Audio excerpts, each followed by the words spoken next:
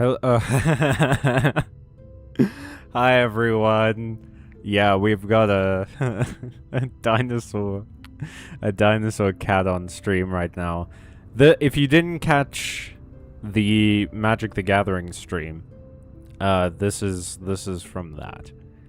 I wanted to show off what I think is one of, if not the cutest token in all of Magic the Gathering to some people. And yeah, this is it. This is the Dino Cat. Everyone say hi to Dinosaur Cat before they go away. Hey Doodles.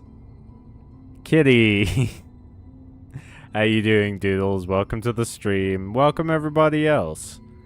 Everyone say bye to Dinosaur Cat. Boop. We're playing Silksong again.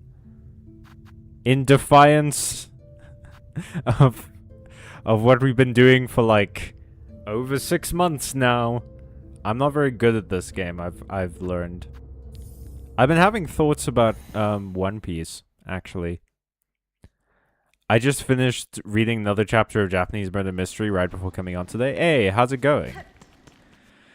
Oh, I need y'all to give me a lot of strength tonight, because this particular horde fight is taking things from me. It's like, it's affecting me spiritually.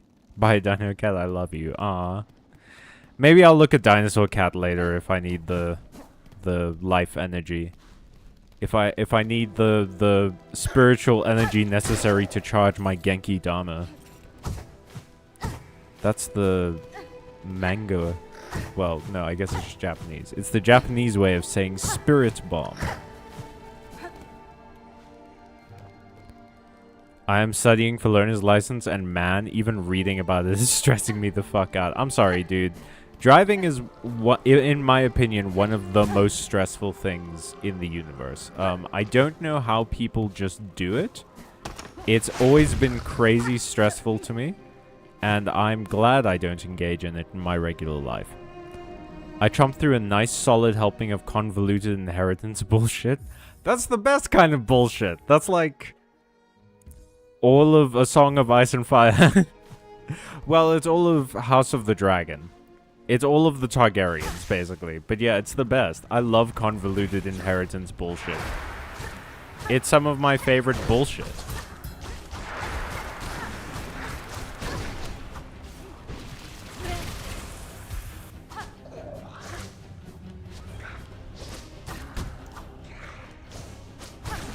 Got him.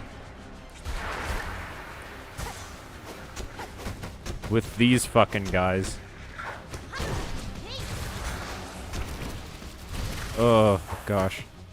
I don't like their fucking alien belly attacks. Yep. Yeah, no, that's fine. I should not be in charge of the death machine. I'm stupid. Yeah. I shouldn't be allowed to hold anything sharper than like the air.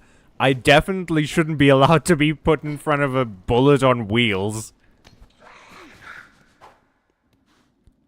So, okay, brief explanation of the convoluted will, please. I'm so here for this.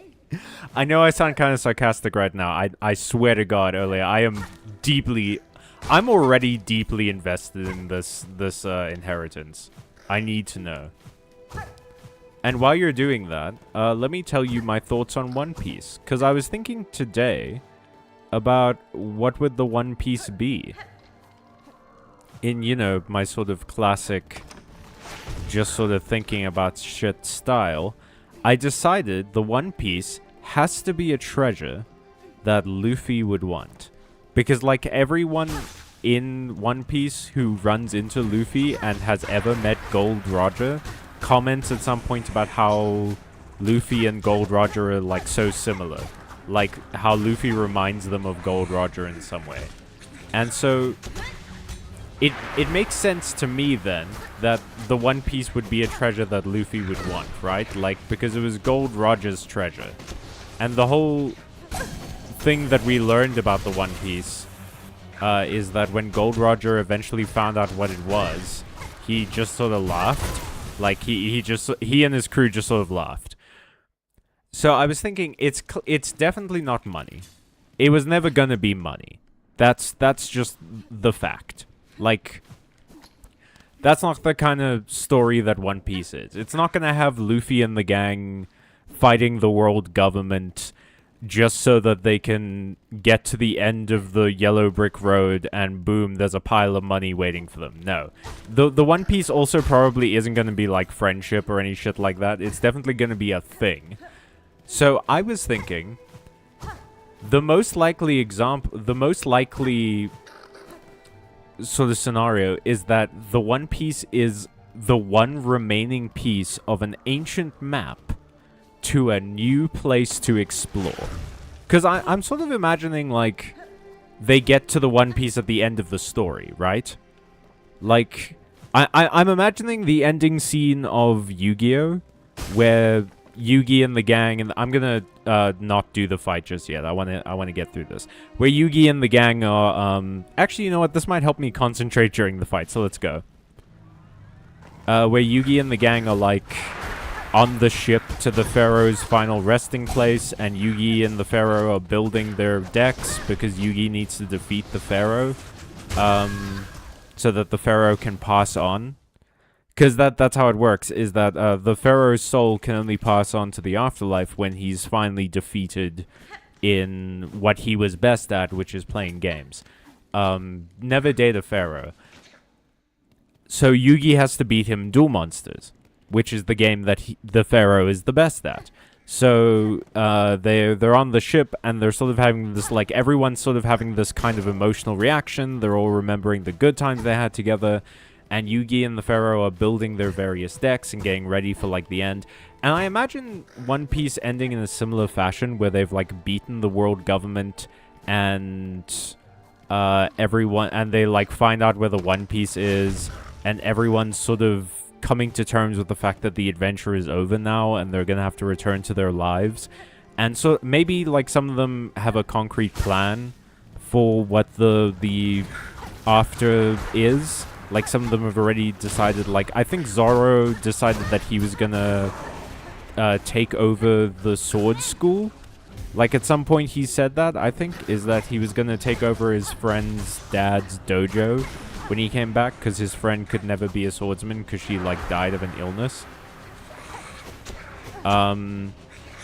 So, like, maybe people already have plans, or they already have, like, something figured out, and other people are just sort of, like, sad because they want the adventure to continue, but, you know, they like also are remembering the good times and everything. And then they get to the One Piece, and Luffy just laughs because it's a map to a new adventure, which is exactly what he would want. Because that's, like, always been Luffy's dream, you know? He doesn't really care about anything beyond eating his friend... Not eating his friends. His friends eating his next meal, and then also going on adventures and seeing new shit. So, like, I think the best treasure to him would be to get to the end of a big adventure and find out there's more adventure. So, yeah, that's my submission for what I think the One Piece will eventually end up being. Is basically Oda being like, and the adventure continues, because there's always another adventure. That's kind of the story that One Piece has always been. Is it's always been like, oh yeah, there's always more to do. There's always stuff you can do to help, and there's always going to be an adventure and things like that. So yeah. All right, let me read some of the chats along.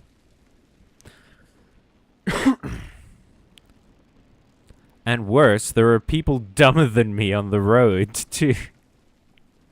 Can't do nothing about people who are dumber than you. So, here's the summary that Ole has sent. Sahei Inugami, wealthy businessman, is dead. He has 3 daughters, all half-sisters, whom all have married and had kids of their own. The obvious successors to his fortune and his business is his oldest grandson, but the will is all about some other people. Tomeo, an orphan and granddaughter of Sahei's beloved mentor, and Shizuma, the bastard son of Sahei, No, sorry, the bastard son Sehei had with a mistress late in life. Tomeo has to marry one of Sehei's grandsons within 3 months, and with it she decides who inherits everything. If for whatever reason that's not on the table, Shizuma the bastard son gets everything. Who deserves everything? In your professional opinion, Ole, who deserves to inherit all of this? Who should get the whole cannoli? Not a piece of the cannoli. Who's getting that whole cannoli, Ole? Cannoli. Sorry. I shouldn't be editing your name without permission. Ka-chow.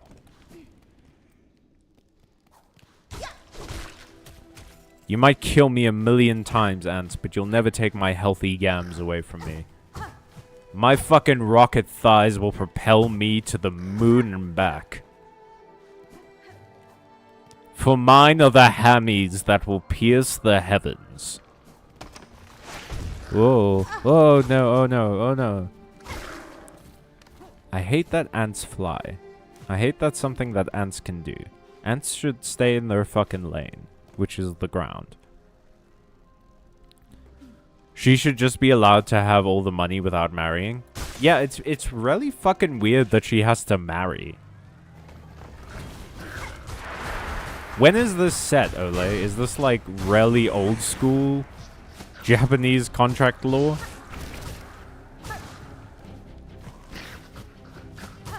Haha, I'm Mary Poppins, dumbass. Oh god. Oh, 'twas I who was the dumbass, actually. Ho ho! I used the big rock. The big rock strategy has yet to fail. Oh, I don't like this. I don't like that you guys were already kicking my ass when you were normal. You don't deserve magic. You didn't do anything to earn your magic. I had to like fucking go through trials and shit. You guys just like absorbed some licorice. Yep, okay. And then he briefly touched me. And I exploded. As I am wont to do. I mean, so far the legitimate family all seem to be loathsome people who hate each other. Family, am I right? The story is set in 194. Literally, it never specifies... Oh, 194? What? You mean the 1940s? Oh, because it's post-World War II, yeah. Remind me, what are we doing? We're trying to get hearts right now. So, Hornet, like the true strategic genius that she is, went to go scope out the abyss, knowing that she needed to use a flower to enter it. And the only way to get to that flower is in her memories. Like, we have to incept Hornet. And she only decides to bring that up after she's already gone to the abyss and lost her only method of going there. So now, I have to get a bunch of, like, hearts from various places, like that dream flower lady in the previous stream. And I have to bring them to the snail wizards. This game is silly. I have to bring them to the snail wizards so that they can coax the memory of the flower out of my brain and my silk, and I can go to the abyss. When women weren't people. So 1946 to 47, I guess. The year is written in text as 194. That's weird. With the underscore in place of the last number. Oh, so maybe it's 1944. Or do they just mean generally the 40s? Because if I recall correctly from the brief moments in high school when I was learning Mandarin,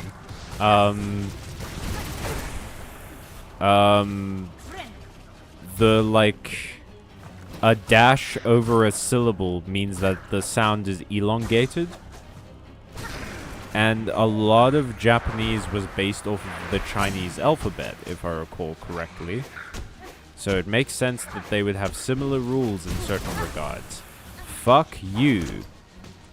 You flying bitch. You flying bitch. I hate these guys with, like, all of my heart.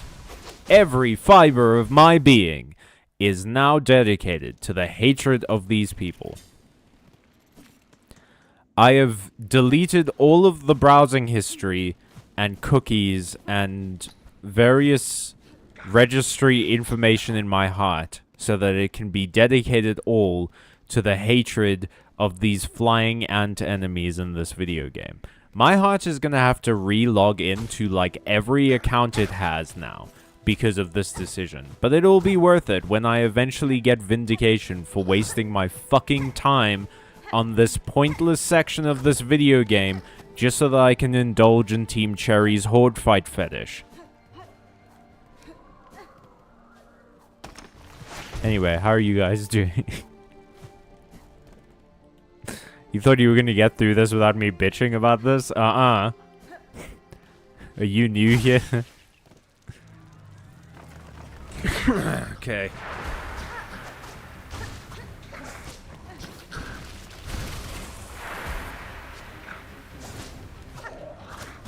Oh god, I hate all of you. I thought it was just the flying ones, but I hate the ground ones too. It's nice to know that my hatred of ants extends past the real world into video games.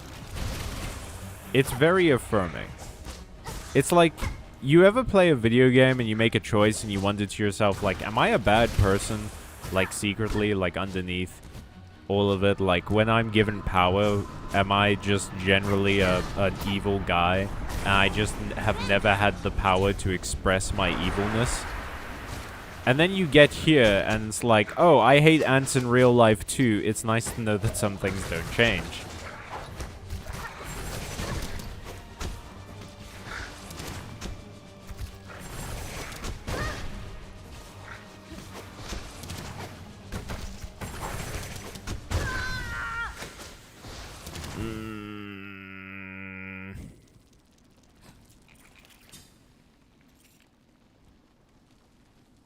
I thought we were already incepted Hornet when we did the yucky pregnancy quest. Ugh, stop reminding me of it. Also, what a gross way to talk about pregnancy.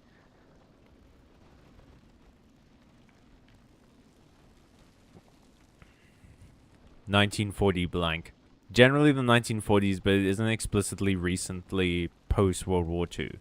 Well, it would have to be like 1946 or so to be post-World War II, because Japan was still in World War II in 1945. Up until the atomic bombs dropped.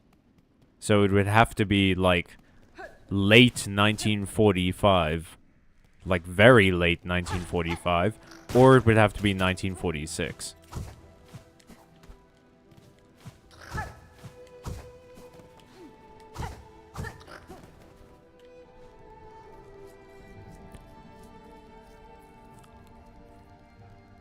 I think they just mean 1940 whatever.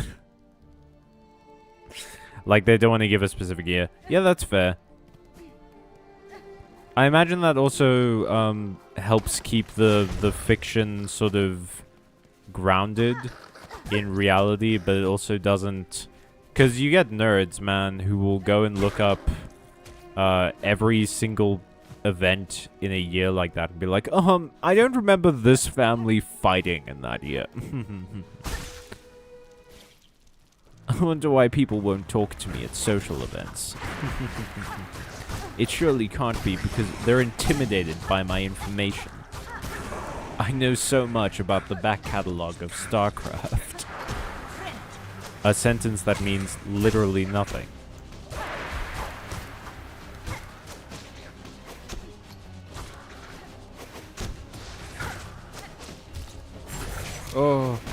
Oh no. Oh, I don't like you guys. Oh, got one. Okay. Okay, it's way easier with one. What am I even worried about? I can do one of these guys. Easy peasy. Just hit and run. Don't get greedy. Just hit and run. If they don't hit you, you can't die. And if you're always moving, they probably can't hit you.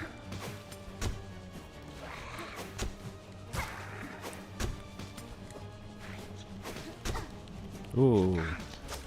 And if you never get hit, you never have to heal, which means you never have to stop moving.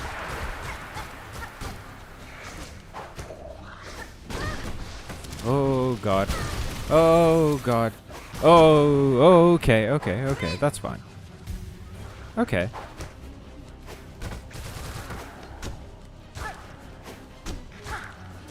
Oh.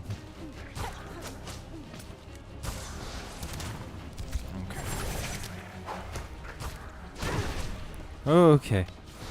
Oh no. Fuck! I hate this. I actually hate this. People keep fucking sending me WhatsApp messages right now. That's also annoying. My phone is like... I need my phone out because trying to get chat on OBS is a pain. So I have to give my phone out to have chat on my phone so I can read it. And people keep sending me like WhatsApp messages about shit. And it's really distracting.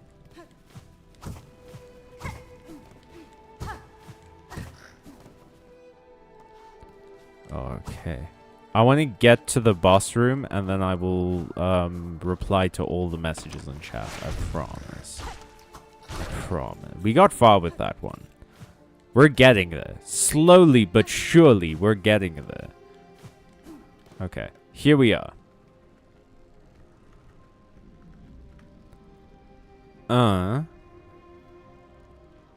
One of the grandsons is a returning soldier from the war, so now the stage is very obviously set for some gruesome murders to take place. Yay! Pregnancy is yucky, dude. You grow like a whole body in there, it steals your nutrients, makes you weak and grumpy, and you can't pick things up. Yeah. You don't have to tell me that. If you will recall, I was pregnant for an entire section of this game, so you don't have to tell me about that. Tomeo has already had at least 2 near-deadly accidents. After our discussion last week, I rewatched a little bit of Ben 10. For what it is, it's pretty solid. It is shocking, right? It is actually shocking to go back to some old shows. Because you go back to like an old cartoon or something that you really enjoyed as a kid, and you think to yourself, oh, there's no way it's going to hold up.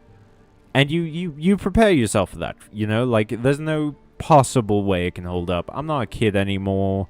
You know, my sensibility has changed. My what I like about like media has changed. What I consider to be good writing has changed, and so on. So yeah, there's no way it can possibly hold up. And then so many of these shows will flabbergast you with how well their writing holds up. Like, they are surprisingly solidly written. And I'm someone who is very much in the camp of like, oh, animation is amazing and is a superior medium of storytelling because you can do so much with it. So I'm not one of those like, oh, animation is bad Luddites, you know?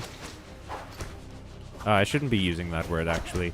People have co-opted the word Luddite for years now. And it's really dumb how they use it to mean just anyone who's afraid of technology or change. I shouldn't be using it like that. But old habits die hard. Like that movie where Bruce Willis had to kick a habit. Ooh, second crit. All of my crits happened, like, in the same fights, I've noticed.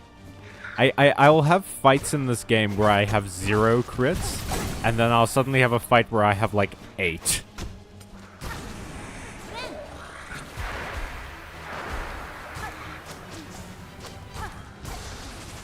Okay. Oh, gosh. Oh, gumdrops. Oh, no, that was bad. That was a bad one.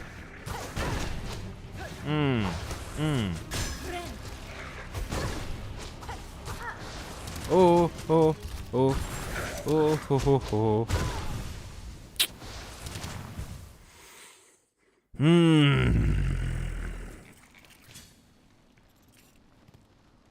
It's a bit of a retcon happy franchise.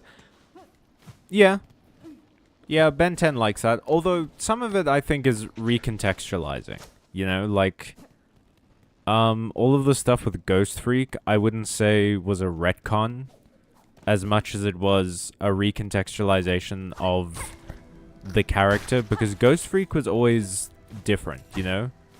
Like the whole point was that Ghost Freak was like a unique example among Ben's transformations. But I get you. It is quite retcon heavy. And they didn't like... I remember the Gwen 10 episode where she gets the Omnitrix. And she's way better at it than Ben is. And I don't remember why that was the case, if Ben went like to an alternate dimension or something.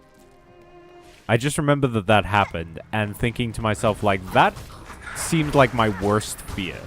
If, like, someone got the one thing that makes me special and then proved that they were better at using it than me.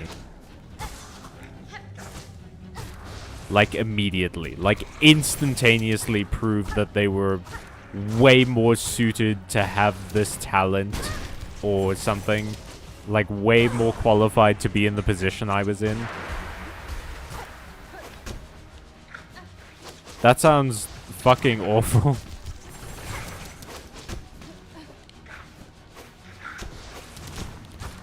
I am sad, though, that we didn't get to see Ben as a wizard. Like, Gwen learned magic, right? Like, she wanted to help out, and she eventually learns magic from the one magic lady. And it would have been cool to see what Ben's version of magic was. Like, how he used it.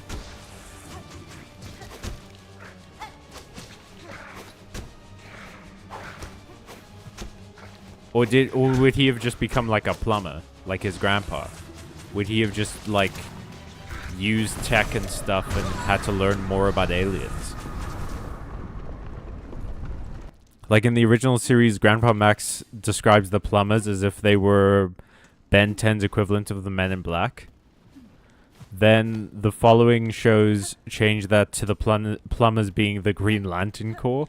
What? Really? The Gwen 10 episode was one of those, it was all a dream stories. Yeah, but it would have been cool if the Gwen 10... Like, I understand why they redid the first episode, because it is the point where that change would have happened. But it would have been cool if that story had also shown, like... you know, maybe later on... Ben having to come to terms with, like, Gwen's powers in his dream and realizing that it's a lot harder than he thinks it is, and then maybe having, like, a better understanding of Gwen. I do appreciate that in the later series, he and Gwen seem to have a better relationship, because when they're kids, they're just sort of shitty to each other all the time. And it sucks to watch after a while, man. Like... Sibling rivalries are not fun to watch. I don't know why so many shows use them. Unless the other sibling is genuinely meant to be a villain, it just sucks to watch people not get along. Like, I understand conflict and everything, but you have villains in this show. That's the conflict. The bad guys of the conflict. You don't...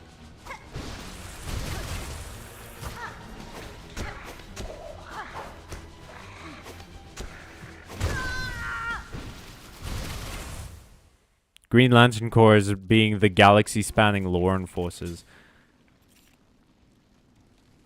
Oh, Oh,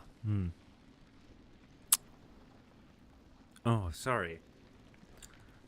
Ooh. Ah.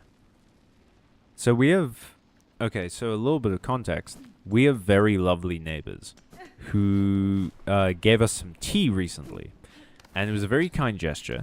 They gave us this nice pack of tea, and I was very excited to try it because it's ginger and honey tea. And I thought, like, oh, that's going to be great for streaming, you know? Because I have to talk for a long time, so it's going to be great if the tea has that sort of ginger and honey making your throat feel good effect to it. But this tea is so weak, man. And I guess that's just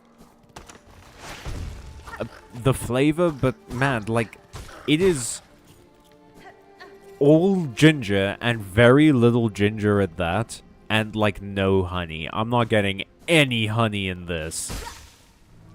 Okay.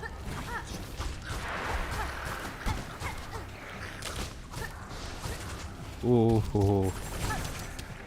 Okay, got him.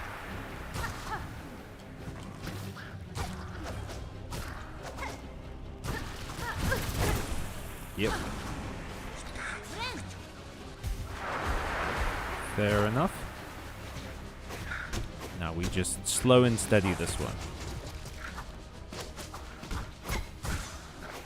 Okay. And keep moving. That's important. I can't hit you if you're always moving. I hate that move. Hate you guys already have a long-ranged attack. It's shitty that you get like 5 more. My mobility is my only redeeming quality at this point. You guys do so much damage.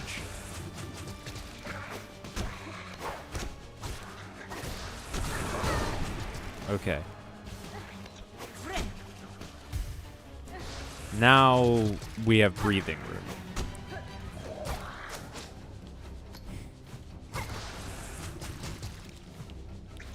That attack is actually... It's interesting how that attack is my least favorite when there's another guy in the arena. But when it's just me versus one of them, I way prefer that attack. Because it's... Well, it's about to be like it's easy to dodge. My hubris. Yeah, that's fine. Licorice it up, fellas.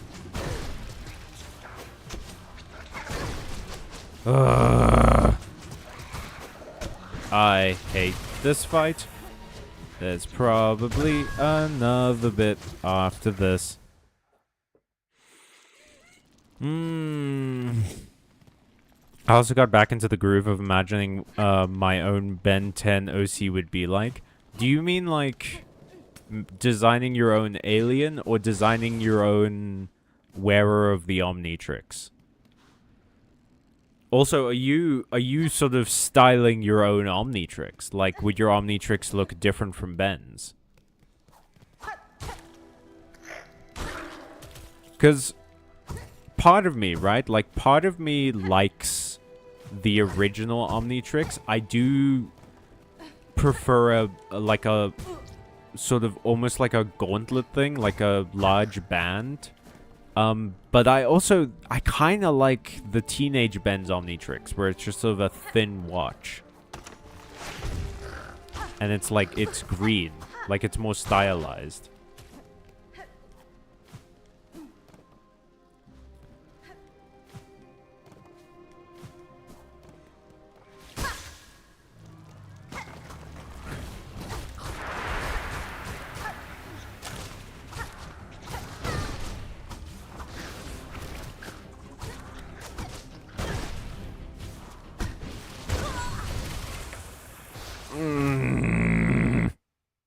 Okay. I had a Ben 10 OC. Her name was Irene, like Irene 14. She was just like half an alien. Okay, did she have an Omnitrix? Because if she didn't, why does she have 14 in her name? Although I suppose his name is Kevin 11, right? But he's not... He doesn't have 11 aliens, does he? He's just a mixture of all of Ben's aliens. He's not necessarily... Well, I guess because he was an alien, wasn't he? Like, that was the whole thing. That was the reason he had powers, is because he was an alien. So technically, he's 11 aliens.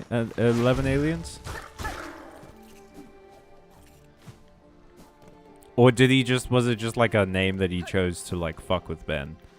Because it's like, oh, I'm Ben 10. Yeah, well, I'm one more than 10. So I'm like better than you, Benjamin. Oh shit, I actually, so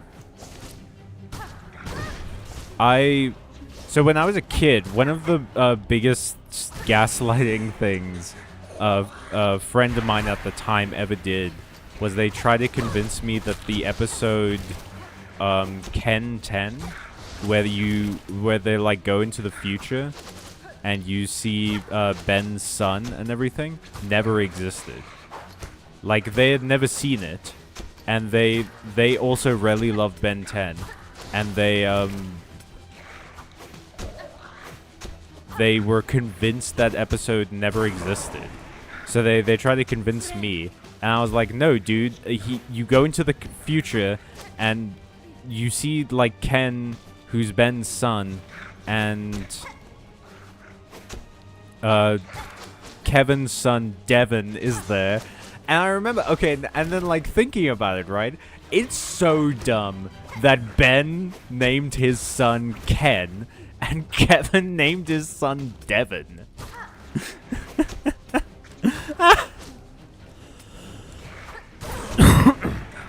And it's also dumb. How did Kevin have a son? Because in the mythology of that episode, he was imprisoned. Like, he was in a plumber prison. How did he have a son? Yeah, Kevin Levin was just Kevin 11. Kevin Levin is half alien, yes. Oh, right, his surname was Levin. Man, his parents didn't like him very much. Couldn't have just called him, like, Josh Levin? That's fine, that's a name. But they were like, no, it has to rhyme. He's gonna meet a child named Ben at one point who has 10 aliens. It has to rhyme, Martha. Martha Levin.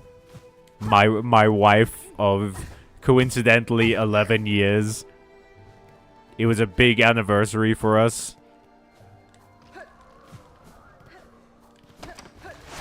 Ooh. Collecting shards so I can eventually get a full grip of my tool. She had fire and shadow powers. Ooh. His late father was an Osmosian. Oh, Osmosian? Oh, because he can, like, replicate energy. So, like, osmosis, I guess.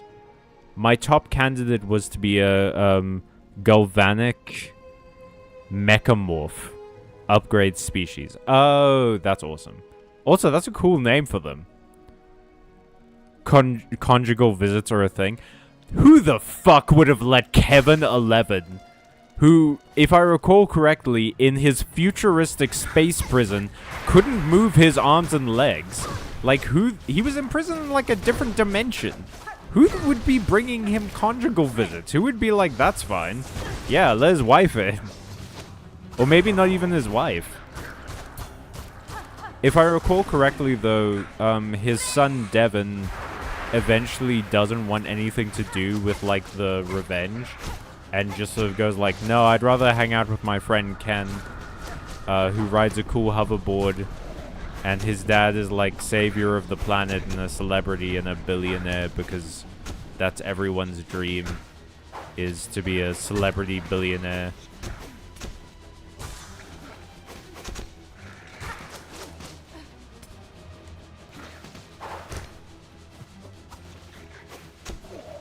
They Tai-lunged Kevin Levin? They kind of did, yeah. That was, I think, one of the biggest retcons for me in the future series of Ben 10, is that I watched the Kevin 11 episode, the Ken 10 episode, sorry, and I thought to myself, like, oh, this is the future that they're shooting for, where Kevin is evil still. He's like Ben's greatest villain.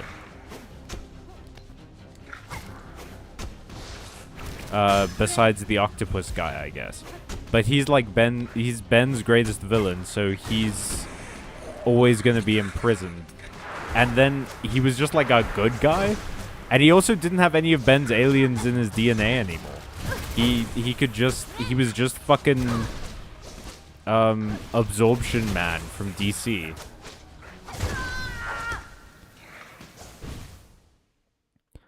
The prison pocket dimension was called the Null Void? Yeah. Basically Ben 10's version of the Phantom Zone from DC Comics. Yeah, they Zodded him.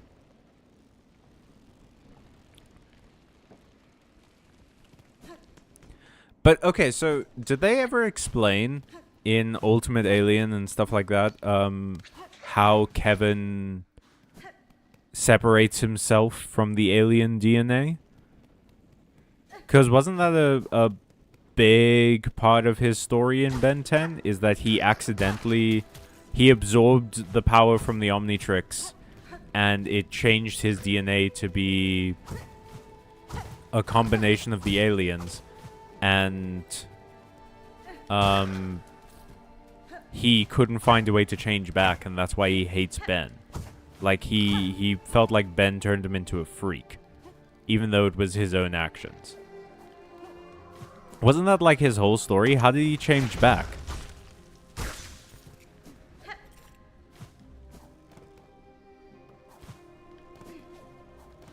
Also, is Kevin 11 in Ultimate Alien voiced by Dante Brasco? Because he does have the Zuko voice.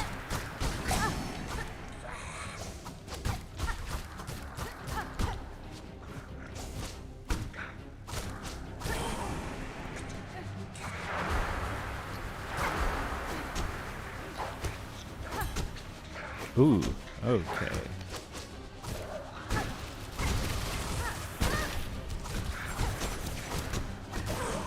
Okay, got one.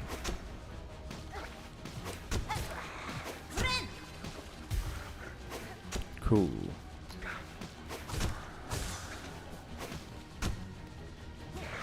Why did the gate shake when that thing hit the wall?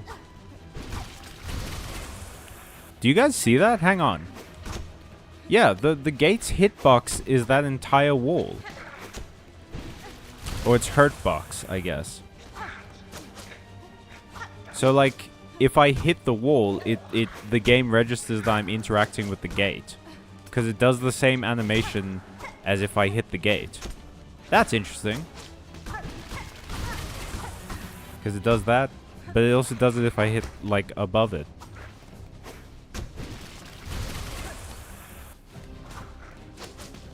Hang on. Whoops. There we go. I went to take a screenshot so I could draw it out later.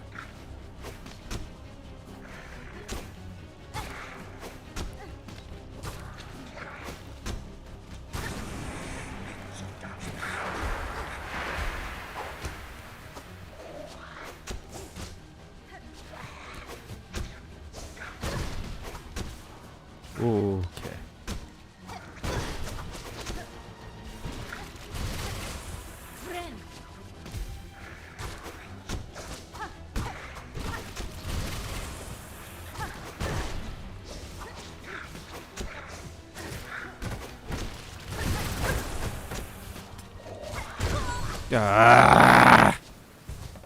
He is not voiced by Dante Brasco. He's voiced by someone way more annoying. Beast Boy's voice actor. Oh, isn't Beast Boy's voice actor, like, shitty? Didn't he, like, make a bunch of TikToks or something where he proved that he's an asshole?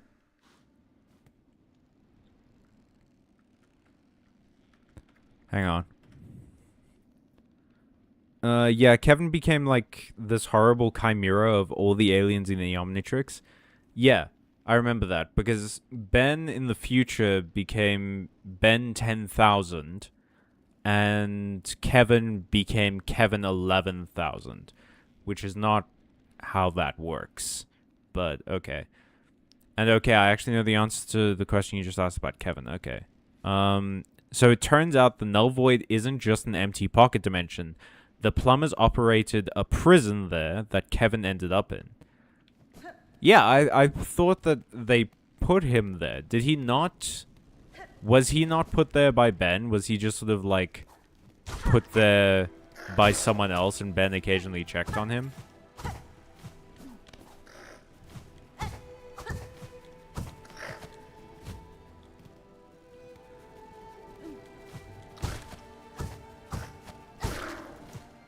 Whoop. Ew. Those are precious resources. They give me more things to stab my enemies with. Okay. I just want this fight to be over, man. It is too cold. It's winter right now in South Africa. And it's too cold to not be wearing my hoodie. But it's also, like, slightly too warm to be wearing my hoodie. Like, it makes me just a little bit too warm. Okay, get rid of you.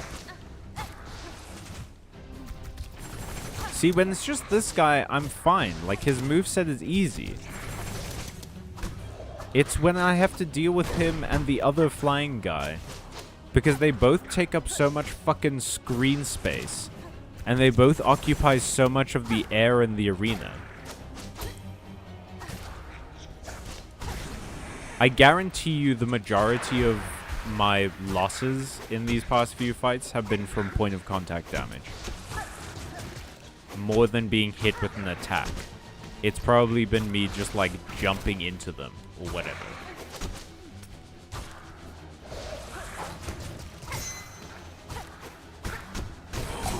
Okay, got him.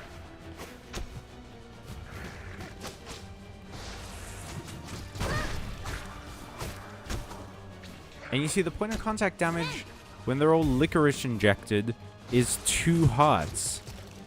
Which fucking sucks, dude.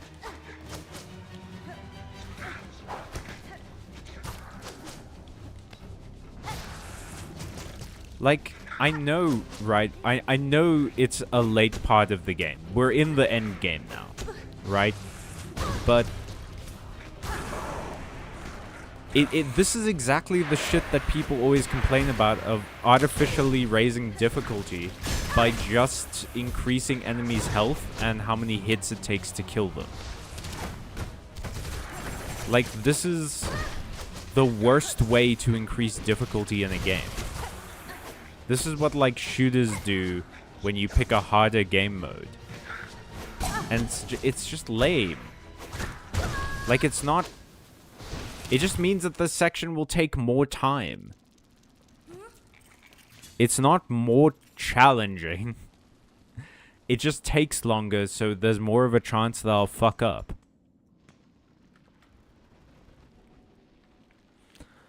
In that prison, an older mentor takes him under his wing and teaches him to focus and let go of his anger, which is how he was able to shed his mutation and return to human form. And he dies, helping Kevin escape the prison, but dies holding off the warden. Oh. Greg Sipes is anti-vax. Oh, that sucks. And then Kevin and Ben met again in the pilot of the second cartoon when they're 15. And he ends up joining the squad and is essentially a good guy from there on. Do the plumbers just, like... Because, like, Ben and the plumbers know each other. Do they just never follow up with the fact that Kevin broke out of prison? Does he do enough shit? Or does Ben offer to, like, take over his parole or something?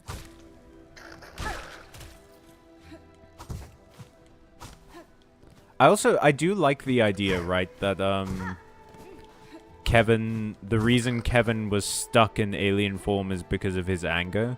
That's great. I like that a lot. I think it's so good when the sort of main problem a character has is tied to their biggest character flaw, which is obviously with Kevin, it's that he's so angry. Because, like, wasn't that also why he was committing crimes? Is because he was just sort of, like, angry at the world? He was just, like, a teenager? It was, like, his version of rebellion?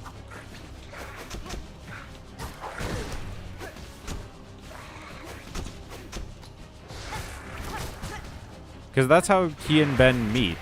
Is that Ben wants a video game, but his grandpa's like, no, video games are expensive. And I live in an RV, Ben. I don't know what the fuck you think is happening here, bud.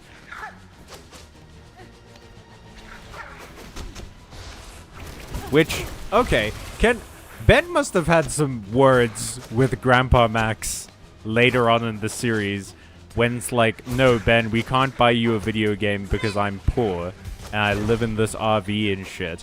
And then the RV turns into like a spaceship later on, and then Ben has to like look at Grandpa Max after that and be like, so why couldn't we get that video game again, bud? You have Men in Black gear in the unfoldable compartments of your mobile home, dog. You're like crazy. Are you telling me you bought all of this with a government salary or your pension? I highly doubt it. And you couldn't shill out $60 for a video game I wanted after I had saved the world a million times? Smells like bullshit, Uncle Max, which is Grandpa Max, which is, I guess, your fucking specialty. Okay, took down one.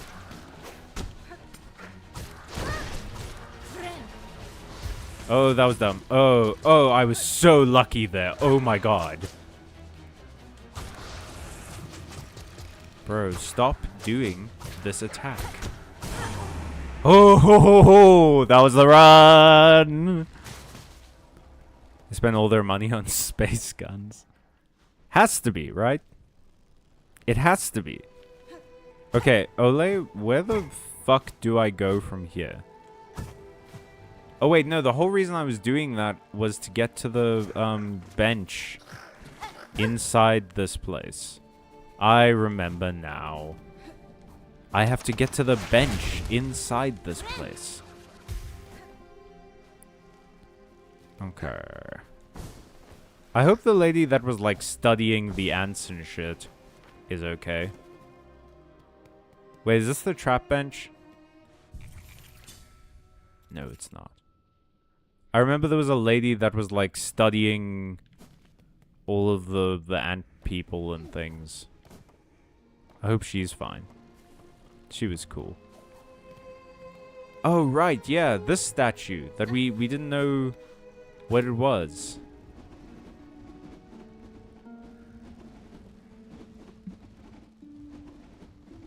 Do I really not get anything from being here?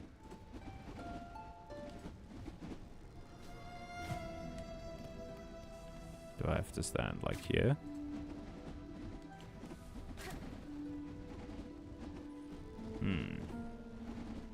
Then go up, you say.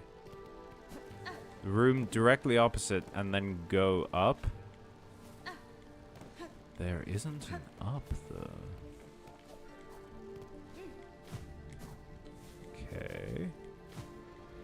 How the flying fuckaroonies am I supposed to do that? Oh, wait. I keep forgetting I have this power. Which button is it again? There we go. Lantern. Who has set up these lanterns? Oh, it's Spike Hell. Okay. Hang on. Let me catch up on the chat before we continue.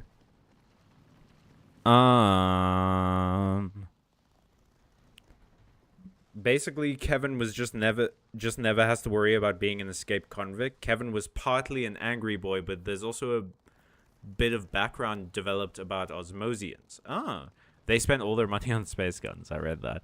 Absorbing energy or the powers of other beings is like the Osmosian equivalent of addiction and substance abuse. Oh, shit. And absorbing physical materials like Kevin does as a teenager is the safe, non-addictive option. Oh. Okay. Go up from the statue. The cat is really honing my reflexes tonight.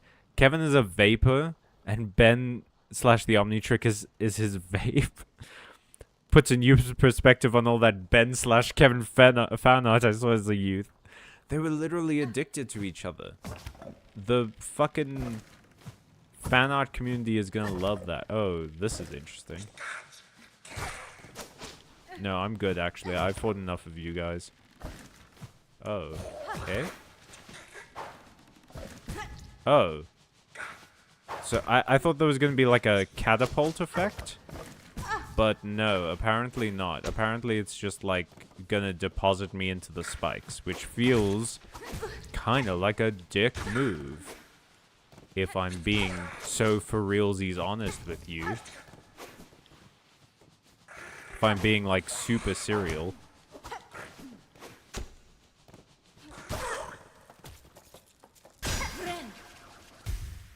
Okay. Oh, ho ho ho. My jump button didn't oh, so we're just not doing it now? What the fuck? Hey. Hey. Silksong the video game. Hey.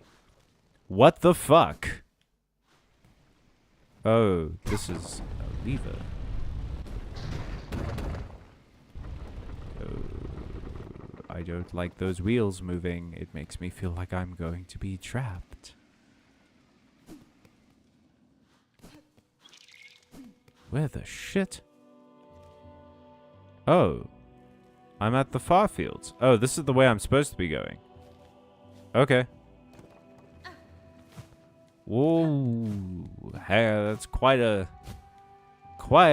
gap there, fella. Oh. I'm an idiot. Oh. Aw, little buddy. I'm sorry I had to... Oh, is that your mom? Is that your mom? Did your mom see me kill you? Oh, your mom has mad kicks. Okay. Aw, you're just a cutie. I don't have to deal with you, actually. Oh, Ant-Man is there. Oh. Oh, shit. Mom hits hard. Damn. Oh, that was nothing. That was nothing.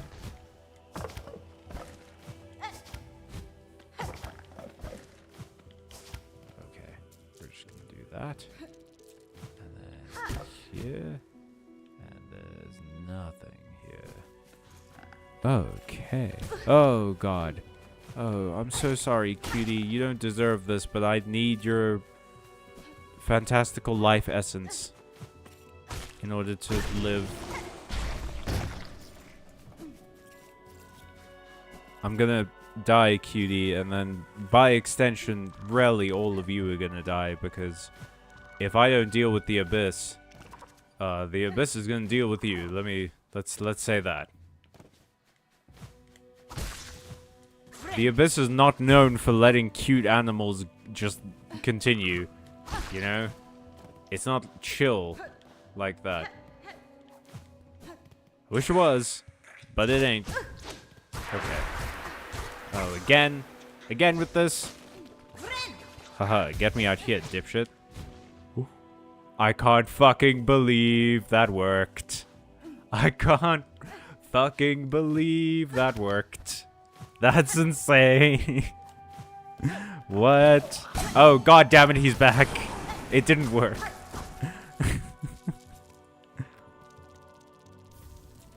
I was about to pat myself so fucking hard on the back for that. Please don't smack the babies. I don't have a choice. I want to smack the babies, but I gotta. Otherwise, the babies will die horrifically off screen. We learned this stuff because the third cartoon, Ultimate Alien, had an actual Osmosian as a villain who was collecting a specific set of powers for an evil plan. Ah, they're small. You need his fantastical life essence to live. What are you, a Skeksis? Is that a Dark Crystal? Is that the Skeksis are from the Dark Crystal, right? They're like the bird people. I still haven't watched the Dark Crystal. I need to. The licorice has invaded. Oh. A hole. Huh.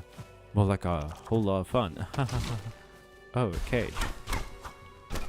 Oh, no. Well, you just got invaded by evil, fellas, so maybe you should stay in that cage. And then I won't have to take you out.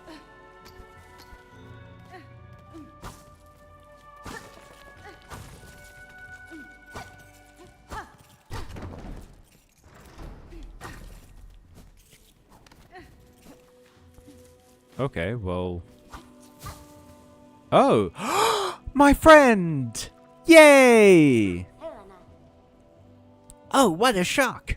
Discovered again so easily, like a hapless little hatchling. If you're not going to make a sport of tracking me, I'll have to redouble my efforts at camouflage. Ho ho! Are you observing them too, Hunter? The red shells are plentiful here, stalking these vast grassy plains and the last of its bony beasts. Compared to the caves below, this lush growth feels even greater. Have we crawled close to the source of their sustenance? I must discover its secret, I will, but my father's wish and for hope that our dying lands might find means to endure. Just be careful, young one, I urge you. Here you've reached the ant's heart domain. There may be discoveries worth making, but a single mistake will see your shell's sharp end. Also, hey, there's like an apocalypse happening right now. Just a heads up. Maybe keep an eye out for that. You know? Just in case. Not saying it'll be a problem or who caused it, but, you know, something to watch out for, I think. Just in my professional opinion, as a professional, I almost made it. No one can tell me I didn't almost make it, because I almost made it. You all saw. Didn't you, Grass Baby? Yes, you believe me, Grass Baby, even when none of the others do.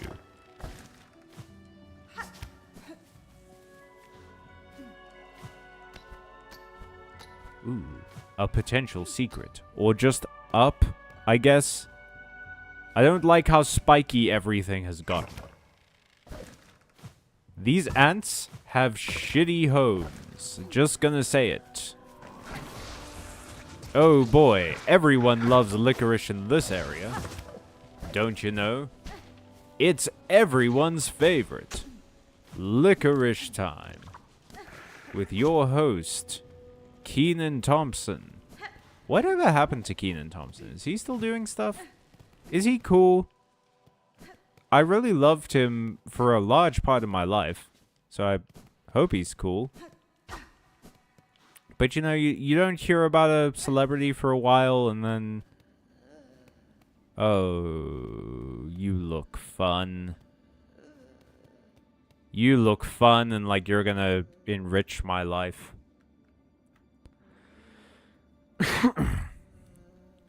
Hang on. I gotta read the chat. Yeah, that's Dark Crystal. They're the bird people. Man, I'm still pissed Dark Crystal Age of Resistance got cancelled. I haven't seen any Dark Crystal stuff, if I'm being honest, so I really had no stake in it. It looks fun, but I don't know. I haven't seen it. But as I was saying, I have a Ben 10 OC.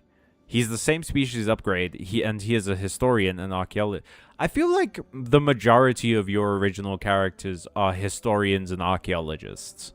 Oh, they? Never change, Gilly. For a reason I think is interesting based on the lore, the galvanic mechamorphs were created by accident and built their own advanced civilization within days. They therefore don't have any history. Oh. You didn't almost make it. Grass Baby does believe in you, though. Dude, that's cute, cool as hell. Or any ruins or leftovers of their past to explore. So my OC is trying to grasp something his own people don't have by studying the rest of the galaxy. That's fun. I like that a lot. That's a cool idea. Okay.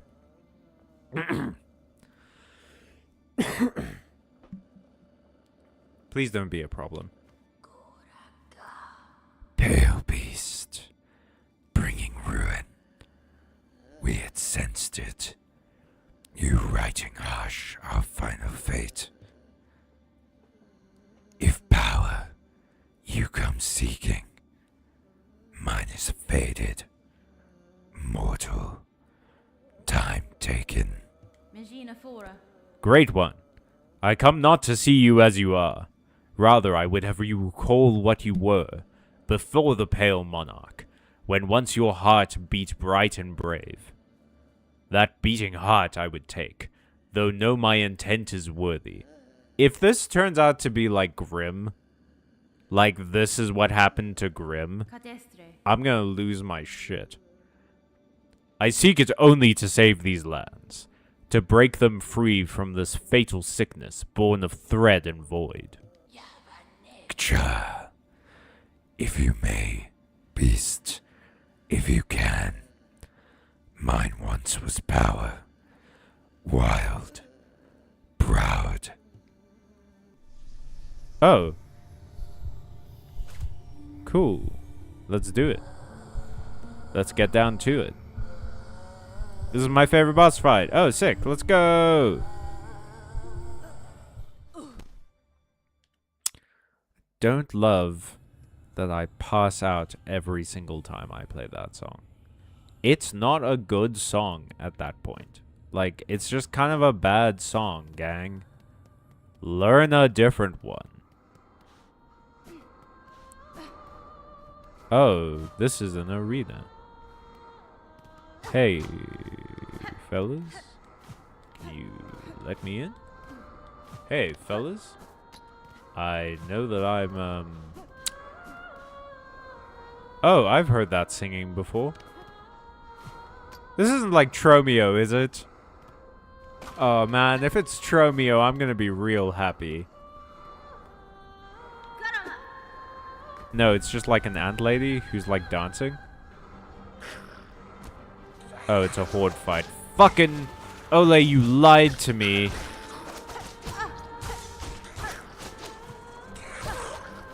Favorite fight in the game. It's a fucking horde fight. I imagine I'm about to fight like the queen or something. Like it's gonna be, oh, I'm the ant queen. Look at me. That's why I'm I'm dancing with my skull maracas right now. Oh no, those are blades. She definitely has some sort of like knife situation that I'm gonna have to deal with.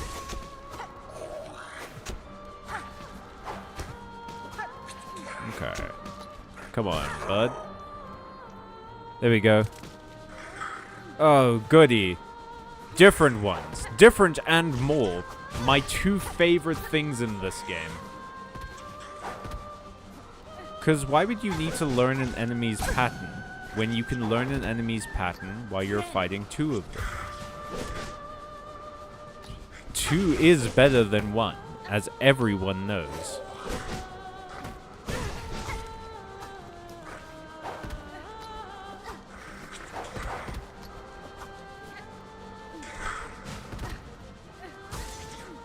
Just keep missing each other, like ships in the night. Ships that are firing on each other in the night. Ships doing battle in the night. Like burning ships in the night of a siege. We keep missing each other. Alright, lady. Ska singer Carmelita. Ooh. Oh, she is cool. Okay.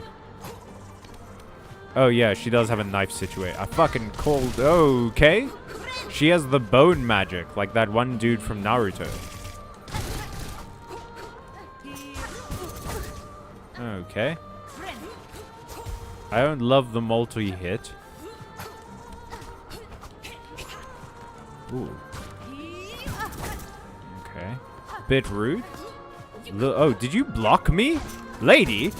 You can't do that. That is my one and only move, is being able to block your moves.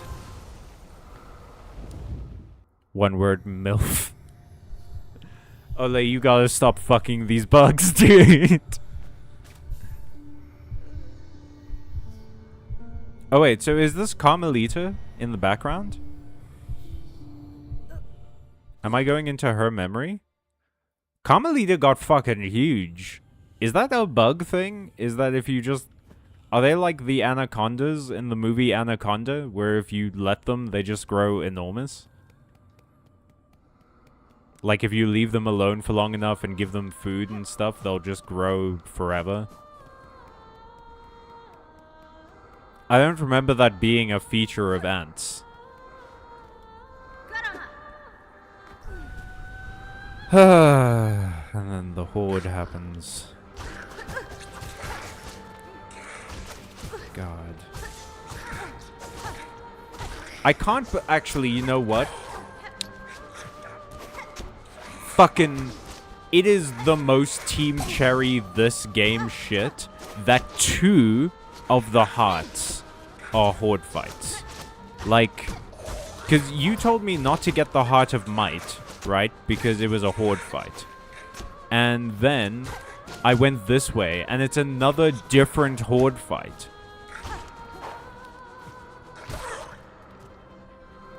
It's like... It's like this game heard me complaining about how it uses horde fights too much, and I don't particularly like it when it does that. Especially because I have to go through every stage of the horde fight, so you have to use up a whole bunch of resources fighting a bunch of enemies you've already fought before. So it's not fun, it's just like stressful.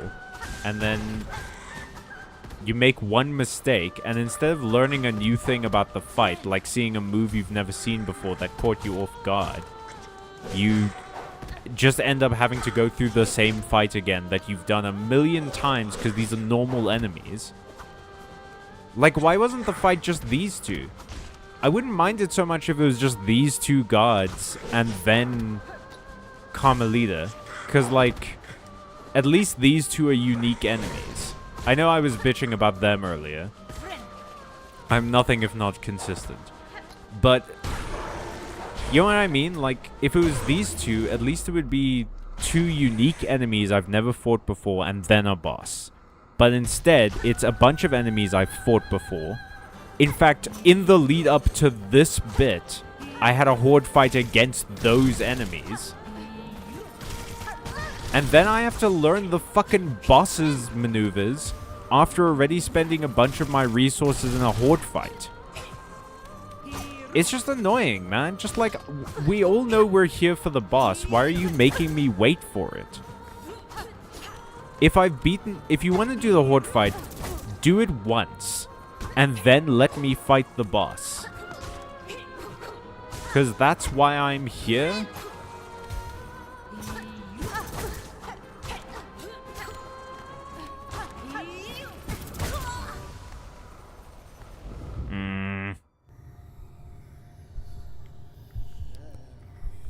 Wait, what was that about a series of unfortunate events?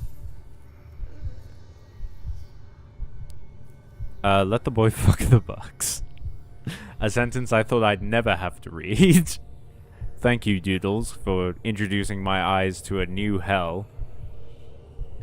Also, Carmelita is the annoying ginger in a series of unfortunate events. The books, the movie, or the show? I guess the books and the show are the same thing. In general, ant queens are the biggest ants. The Heart of Might's horde is infinitely worse than this one. That sucks. Like, I'm bitching about this horde fight because I'm so fucking sick of it at this point. This game has thrown horde fights at me like they're packing peanuts, and this thing keeps shipping, like, crap to my house. But it sucks to know that the ones that I've been bitching about are the good ones. You know what I mean? Like, that's the worst to hear. It's like, oh yeah, but these aren't even the bad horde fights. I mean, at least I don't have to do them, I guess, but like... Man. This game is such a... Sometimes this game, like, backhands me with how it's like, here's a character with such a cool design and story and fighting style that you're gonna love them immediately. And you're gonna want to, like, thinking about them and talk about them all the time and build a character just like them in other video games. Like, it's gonna be so cool, and the music is gonna be phenomenal, and the art style is gonna be peak, and you're gonna love the movement mechanics and things. There's so much you're gonna love, but also every second we're gonna find a new way to hurt you so that you're constantly frustrated. It's like they gave me this game and they, along with the disc, gave me a small woodpecker to sit on my hand and peck it every like 5 seconds if I look like I'm having too much fun.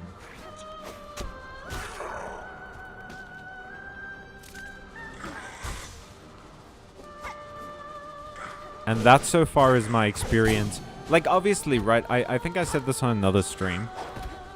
This isn't my final opinion of Silksong. I bitch and moan a lot in these streams, just like I did with Hollow Knight. But I reserve my final opinion of the game as a whole for the final bit, like, for the end. Because I know, as well as anyone, that an ending can greatly change how you look at a game. I mean, Infamous 2 is a video game that has, in my opinion, one of the best endings I've ever experienced in video games. And a lot of the game has a lot of annoying bits in it. That while I was playing the game really pissed me off.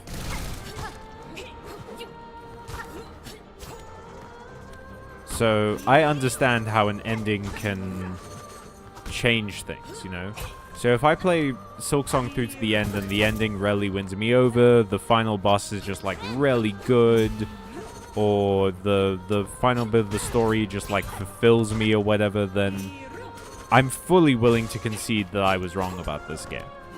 But at the moment, it's just like there's so many frustrating parts of it that I don't know that the good parts outweigh the frustrating parts.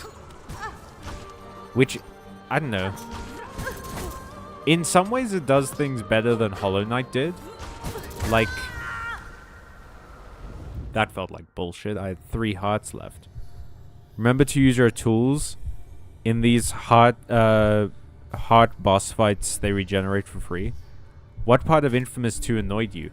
There was the bit where, in like the second or third act of the game, when they introduced the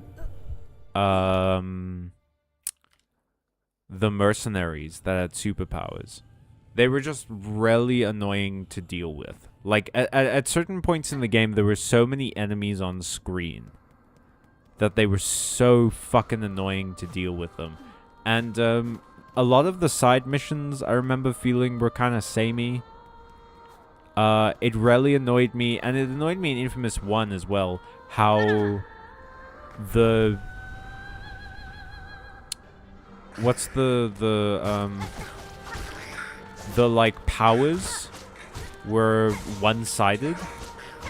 Because the whole, like, conceit of Infamous is that it has a moral choice system, and you unlock new powers based on which morality you're leaning towards. So there's no point in actually deciding what Cole's morality would be in any given situation. Like, you may as well just pick one and go 100% in that direction, because there's no point in doing anything else, you know? You don't get anything for being middle of the road. But in Infamous 1, if I recall correctly, like, the evil tree got chain lightning, which was really fucking useful. And, like, its lightning abilities were just... on average, they seemed a lot cooler. And in Infamous 2, the good tree gets, like, ice powers as its secondary power. But the evil tree gets, like, explosion powers or, like, fire powers. And you get a movement ability for each. But the good tree gets this, like, springboard ability where you generate ice beneath you and use it to launch yourself in the air, and it's really useful and helps you get around, like, a lot. But the evil tree, you get, like, the shitty swan dive that doesn't help at all. It's like it just sucks to use. It doesn't do anything. Oh yeah, the ice-powered mercenaries were tough. Yeah, they kind of suck to fight. Infamous also, that era of games had an issue, because I see you mentioned the heavies, Ole. That era of games had an issue with, like, enemy typing being very telegraphed. Like, you had the quick, you had the small, quick enemy that generally went down very easily because they couldn't take a hit. And then you had the medium enemy that, like, blocked your hit and just killed the pacing. And then you had the big enemy that you, like, was just a damage sponge. And that always sucks. I hate damage sponges. Okay, so I fully hit her with my tools, right? And she can just block them. Okay. Bosses in this game don't usually make me feel like I'm unqualified to fight them. But this lady is really showing me like, oh, I have nothing. I shouldn't be allowed in here. Especially the heavies who launch the ice death beams at you from high ground. Yeah. Oh yeah, the ice launch ability is so good. That's the thing, is like Infamous always had that problem, is the binary moral choice system doesn't lend itself well to video games, as we find out in that sort of era where every game had a moral choice system. Because there's no point in doing anything except going all good or all evil. Like, you have to go one or the other, or else, like, the game doesn't change in any significant way. Okay.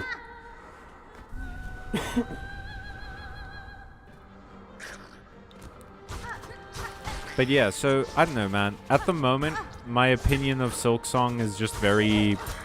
I don't know, it's... I've talked a lot about how,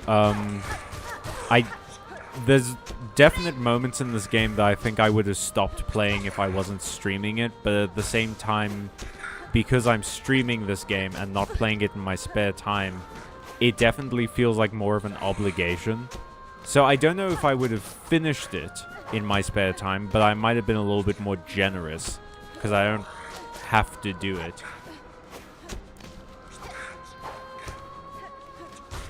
And I'm not seeing, like, I wouldn't be seeing it all the time, you know?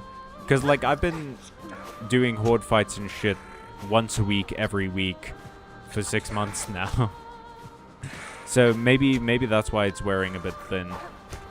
And if I had played this normally, I would have, like, been more charitable. But at the same time, this game is really fucking frustrating. Like, Ole, you even told me that, it was either for certain sections of Act 3 or just for Act 3, you used a mod that, like, doubled your damage or something. Because it was getting really frustrating. And you love this game. Like, you love this series. And even you had to use a mod to help you out because it was really fucking frustrating to do this. Because it just, all of the enemies and bosses and shit take so many hits. And in moments like this, where it's a horde fight, losing to the boss doesn't just mean, like, oh, I have to retry again. It means I have to retry again and go through the 5 minutes fight beforehand. Which is already taking energy. Like, look at how long it takes to kill these guys. Oh, I got them at the same time. That's cool.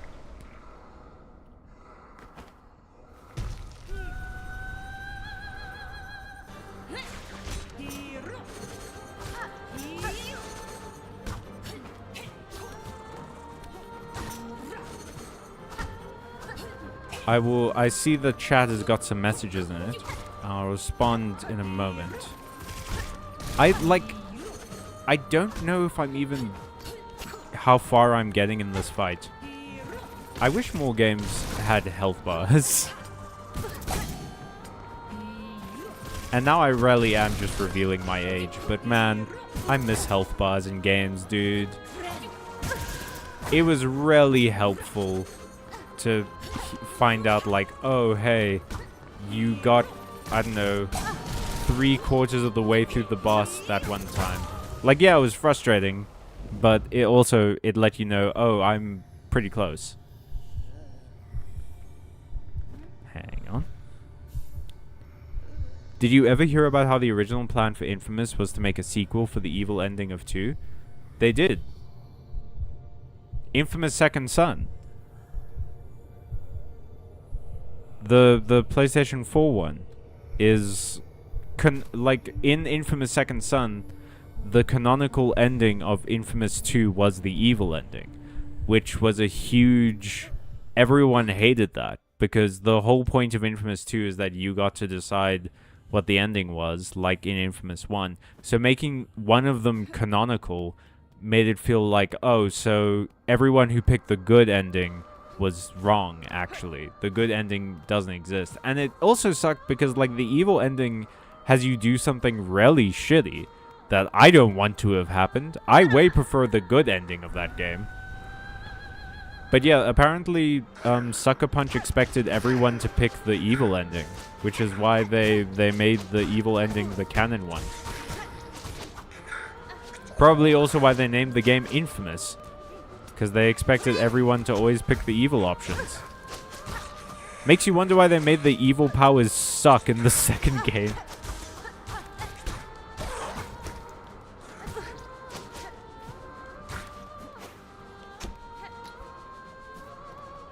But yeah, and then they made Infamous Second Son, which sucked ass. I hated Infamous Second Son. Oof. You know what I will say? I didn't think the main character of Infamous Second... Like, the main character of Second Son was kind of boring. He was just sort of a bland character.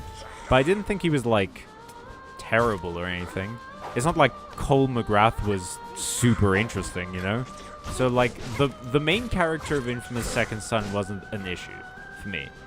It was a lot of the side characters were, like, tropes, you know? Like, the girl who has neon powers, which I guess just... Okay. Her conduit element is neon, and then one of the other guys' conduit power is, like, television. And I was kind of prepared for that because the main evil lady's conduit power was concrete. And I was like, oh, okay, we're going like a bit more like specific and modern with it. It's not just like electricity and then I don't know, fire or whatever.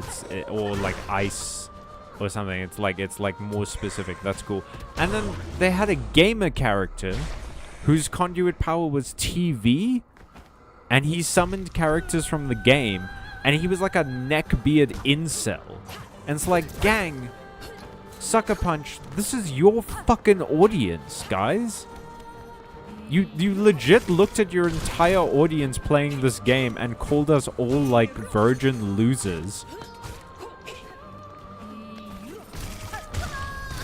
Like, it's such an insult.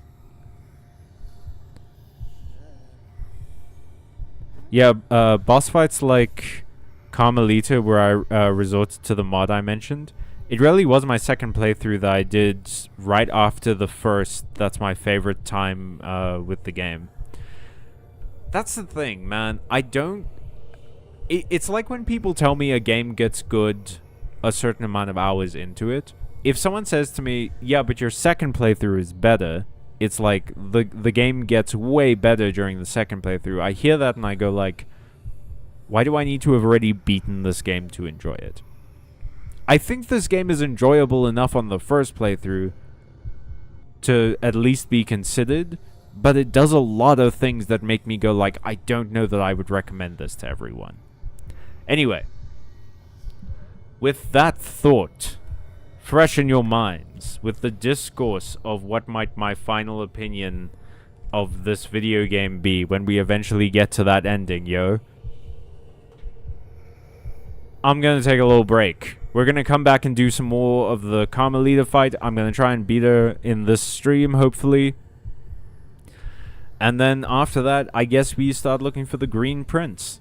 But before that, we have to beat this ant lady. So I'll see you guys in 10. Get some snacks, do some stretches, drink water, and enjoy this cat. Catch you guys in a bit.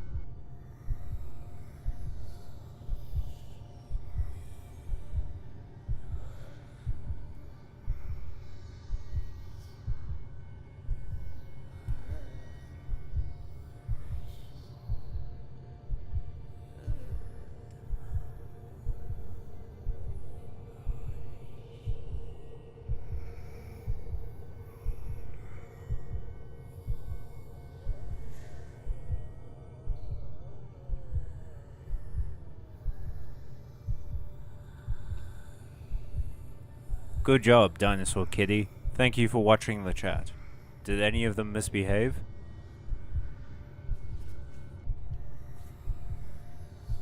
Well, Dinosaur Kitty's vouching for you guys, so I guess you were on your best behavior. Thank you.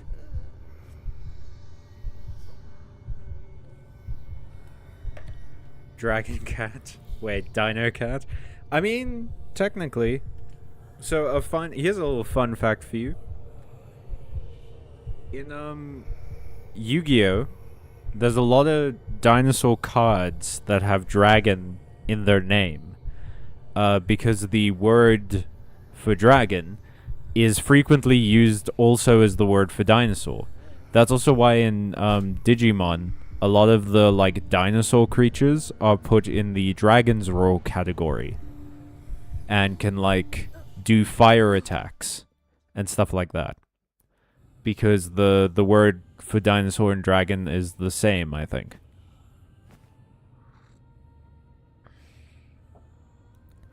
Or like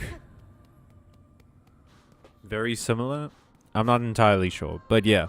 That's why dinosaur-shaped Digimon use fire attacks. The more you know. So technically, Doodles, you were right. I mean, what are dinosaurs if not just basically dragons? It wouldn't surprise me in the slightest if the original legends of dragons came about because people found dinosaur bones. Like, if you're an ancient villager in some culture and you find, like, the bone of a giant lizard creature that's bigger than anything that you've ever seen, like you find the skull of, like, a T-Rex or something, then yeah, I would assume dragon for sure. 100%.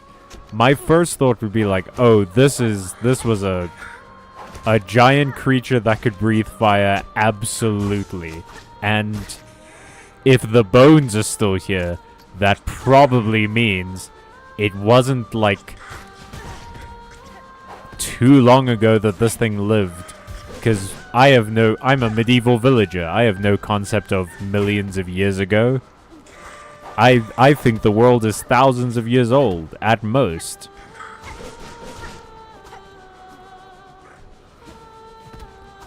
I mean, there are people today who, if they found like a T-Rex skull, probably would have thought that they were dragons.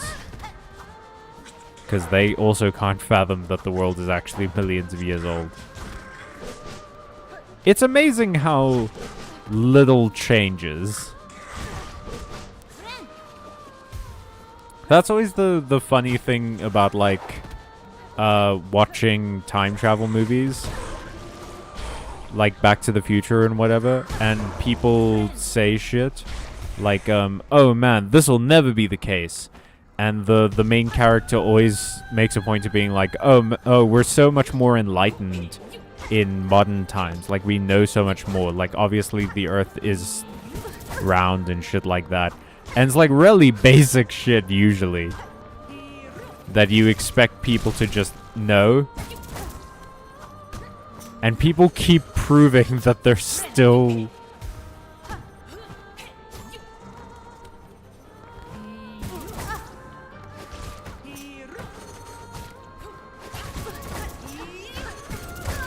Fuck.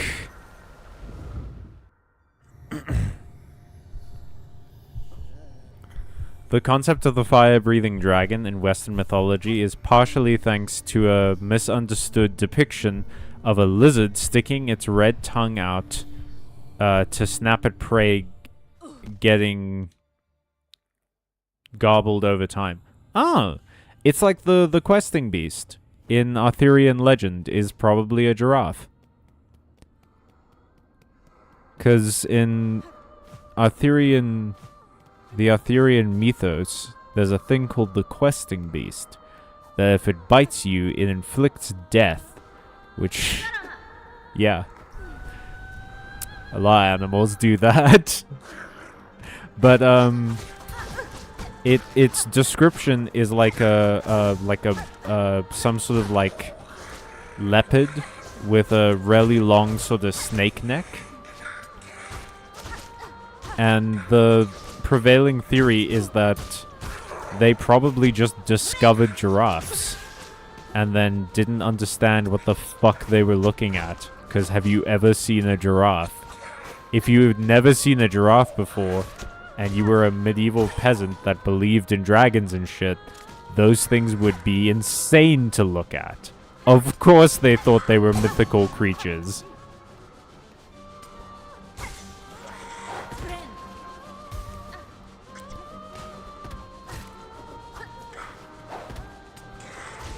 Evening, gamers. Hey, Matthew. Welcome back to the stream. What is up? How you been? We've been, I guess not blowing up. Well, blowing up in regards to, like, how our channel normally does. We've been kind of blowing up on Instagram lately.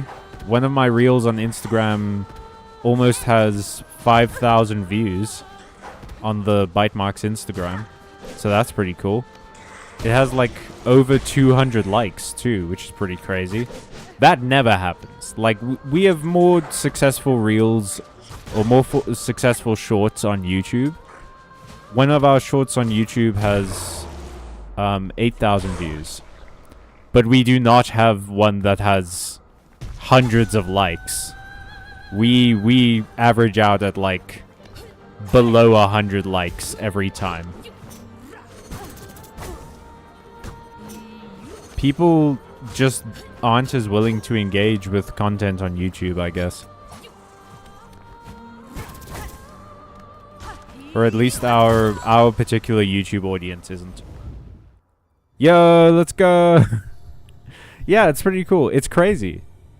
3 of the Magic the Gathering shorts that I did are actually doing pretty well on Instagram. Speaking of giraffes, the ancient Romans thought giraffes were a product of interbreeding between camels and leopard. Oh. In a weird way, that makes sense.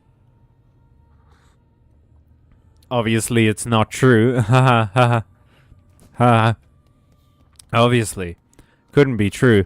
But it does make a weird sort of sense that I would never believe. Even if I was in ancient Rome, I'd never believe it, because obviously it's not true. But it does make like a weird sort of sense, you know, like I'm just saying, in like ancient Roman times and stuff, it makes like a weird sort of sense. But I would never believe it, because I'm too smart for that kind of thing.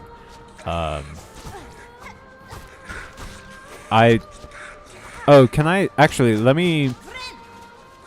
All joking aside. There was a National Geographic series or something about myths, right? I still have the box set about they were discussing myths as though they were real, and one of them was about dragons, and I loved it. I must have watched it 3 times. I got a DVD box set from a garage sale or something that we went to, or a market or something when I was a kid, and there was one about dragons. And I loved it so much. And it genuinely... Because I watched this when I was 8 or something. It made me think dragons were real. And there was evidence. And my sister, I believe, had to point out, no, dragons still aren't real. They're just, talking about them as if they were real. And that was one of my saddest moments as a kid. Because I was like... For a time, I thought dragons were real, man, and I was so jazzed. I was so amped for that. Nowadays, I'm very happy dragons aren't real, because the world doesn't need that. Damn. We can barely handle what we've got going on. I don't want to add giant fire-breathing monsters into the mix. I don't think we're... short of problems. But when I was a kid, that was devastating.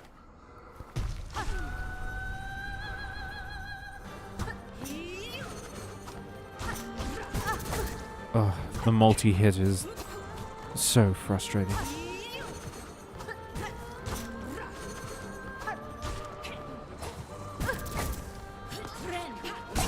Oh no, no, no, no, no. It's so hard to get a hit on this lady. No. I hate this fight. Okay. Believe it or not, something about lightning. Believe it or not, giraffes are actually more likely to get struck by lightning. I believe it. They're quite tall. Callum, you are not immune to propaganda. That sounds like someone who's not immune to propaganda would say to make themselves feel better about not being immune to propaganda, like I am. The proto-human. That means I'm bad. The human. I do believe it, Matthew. I'm sad about it all the time. Just thinking about, I just like Doodles lying on her bed, clutching a pillow, thinking about, giraffes get struck by lightning sometimes. Don't worry, Doodles. I'm sure it doesn't happen that often.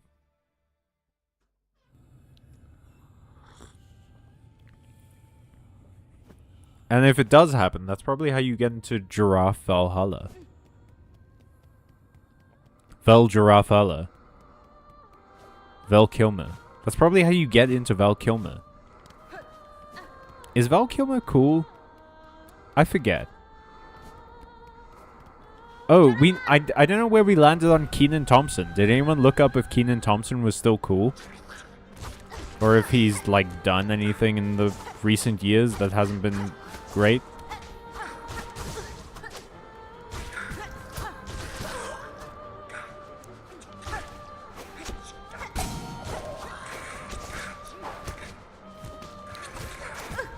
Because I know, Bobby Moynihan, who's another from the sort of era of SNL that I watched a lot.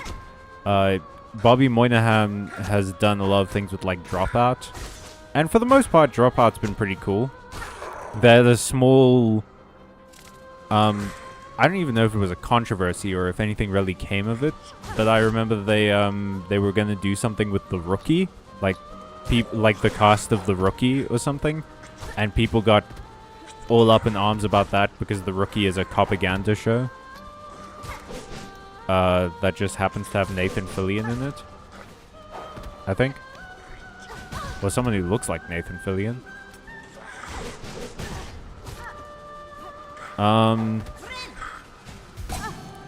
But yeah, Bobby Moynihan seems cool. He seems like generally a chill person with a good view of the world, I guess. I'm not an expert, but I'm hoping that Kenan Thompson's the same way. Because, I've really enjoyed Kenan Thompson's body of work over the years. Kenan and Cal was sort of my go-to after-school show for a very long time. And before I was into, SNL, I was into, what's the Amanda Bynes show? That, Amanda Bynes kids skit show? I forget what it was called, but Kenan Thompson was in that sometimes. And was pretty good. And then he was in, SNL for the longest time, during sort of my favorite era of that program. When they had Bill Hader and Kristen Wiig and stuff. And Andy Sandberg.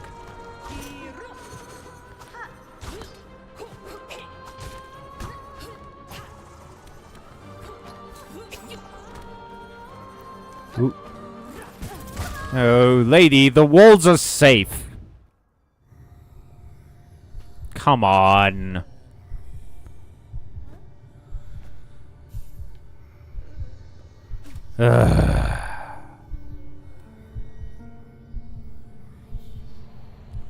Batman Forever is great. Nicole Kidman is so horny for Batman all the time.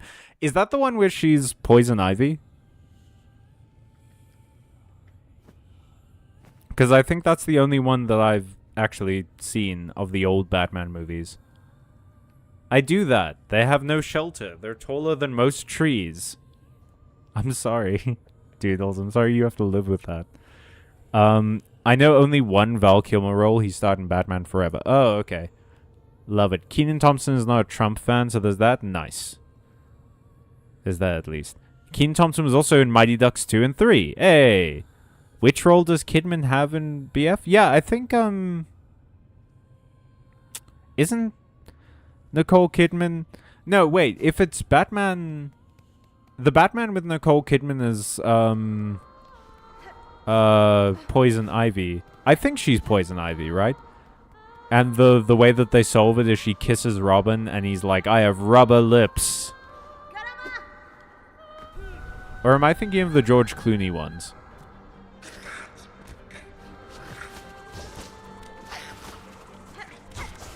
I picked a bad time to drink tea. Luckily, these guys only do 1 heart of damage. I almost don't have to care about them. Almost.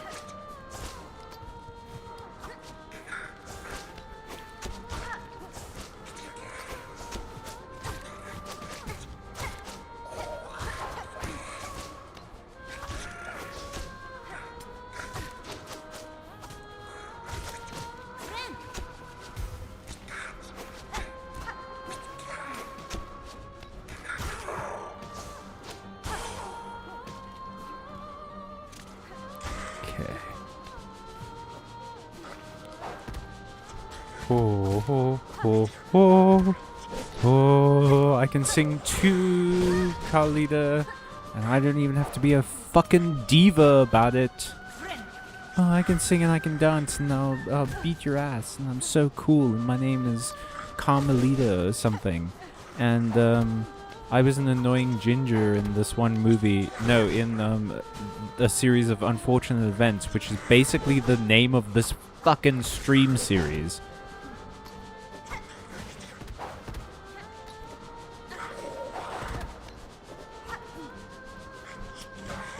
I don't like how the aerial enemies can dodge backwards. Like, if you can fly, you shouldn't be allowed to strafe. Let's go. Middle of the room.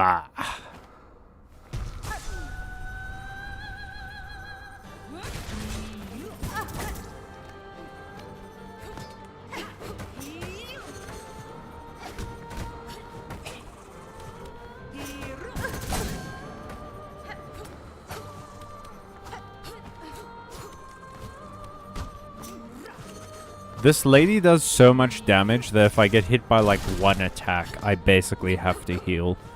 It's so fucking annoying, bro. Bruh. I can't even take advantage of my fucking crits. Because I'm so stuck in a loop of healing. Because this lady does infinite damage and blocks my attacks, which is rude. Bosses shouldn't be allowed to... They're already stronger than me. They shouldn't be allowed to block my attacks.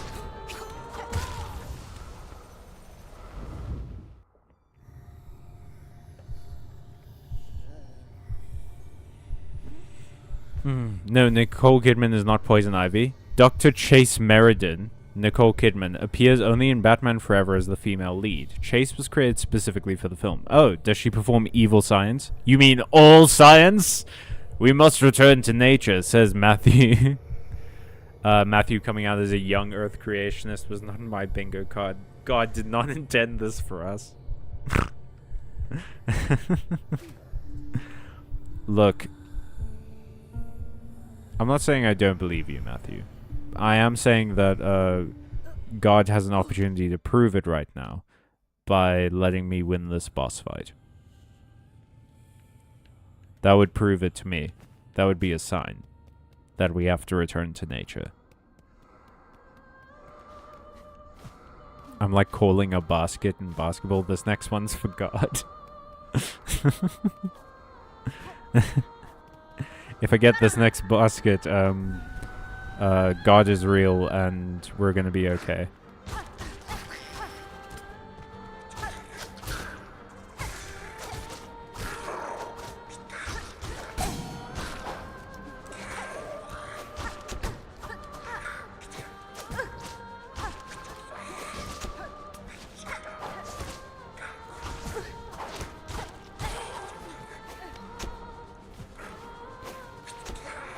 God's so great, why isn't there a God too?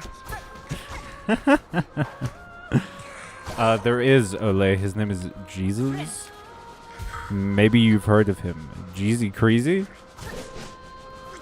He's literally the sequel to God. There's even a trilogy, dude. Because after Jeezy Crazy, he evolves into his third form, which is the Holy Spirit, which is a ghost type. Which, you know, is contentious among the fan base. Because ghost types aren't always what you need. But, like, Jesus was a normal type. So... He could learn psychic attacks, but he didn't get, like, stab damage from them. Because he wasn't psychic type. And that also had some, like, parts of the community sort of rolling their eyes. Because he probably should have been. It's like Psyduck, you know? Like, there's no reason that Golduck isn't a psychic type besides... Except for the fact that he isn't one. Like, he should be one.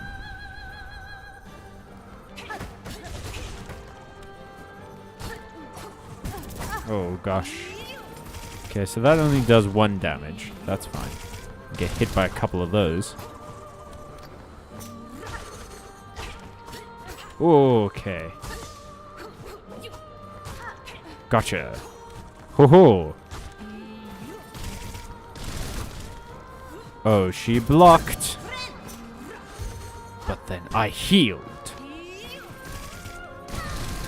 But then I got caught by the spikes. Try to hit her in the ass and didn't work out. Gosh. She can really block shockingly well with these throwing daggers of hers. I do like her, like, Madam of a Western Saloon style, though. You know what I mean? Like, she has the style of, like, oh, you would run into her in a Western saloon, and she'd, like, have all the information and be secretly in charge of the crime syndicate.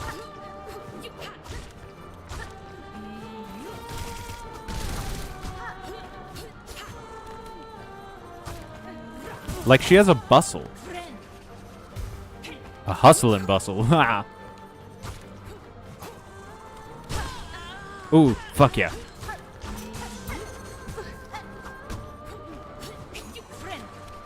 Okay.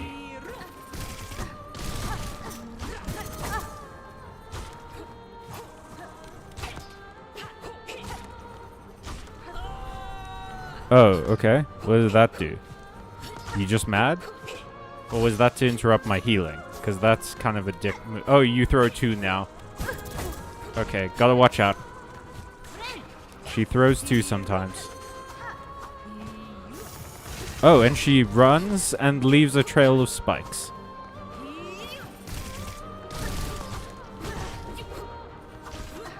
So I'm in phase 2. Cool. Cool. No, you fucker! Ugh.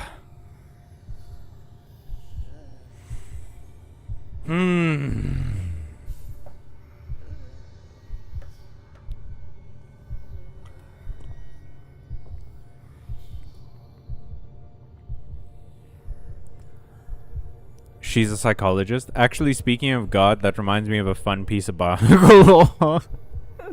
By smiting those man-made crossbreeds between camels and leopards. Hey, the Pope is anti-AI, which is beautiful. Yeah. I love that the Pope is anti-AI.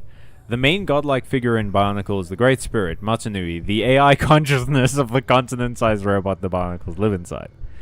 That's just because the Pope hasn't seen those AI-generated videos of Donald Trump reading the Bible yet. No, I'm pretty sure he has, man. But yeah, fuck yeah. That the Pope is against AI. Hell yeah. We need more of that. Give me more of that. Also known as the GSR, the Great Spirit Robot. Yep. However, Matanui isn't the first being to control the GSR. While it was still under construction, the Great Beings had an entity called Tren Crom. The robot together is being built. Trent Crom sounds like a bionicle accountant. This is Trent Crom coming to you live from Bionicle News.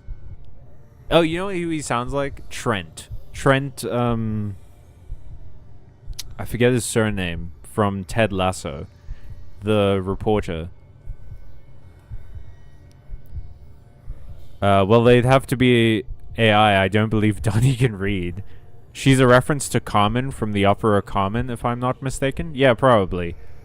But, like, if you open your mind and agree to the things I'm saying, you can see how she looks kind of like a madam in a saloon, you know? You get what I mean? You see what I'm saying? You're agreeing with me? I'm seeing some nods. I'm seeing some nodding in the audience. Yeah, we're all agreeing. We're all agreeing that I'm right and smart all the time and good at visual literacy. Oh, and what's that? My hair looks great today. Well, thank you, audience member.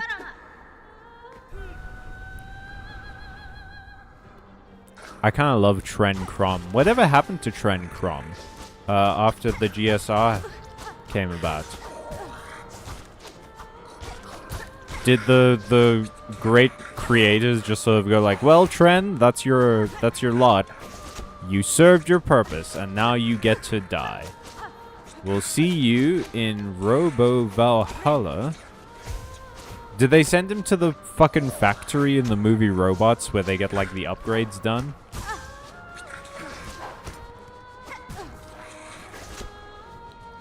And he just got turned into parts? And they play that absolute banger of a track. Genuinely, if you haven't seen the movie Robots, go look up the upgrade factory scene. They play this fucking haunting banger of like a deep, throaty singer. Just sort of like going to town on some drums.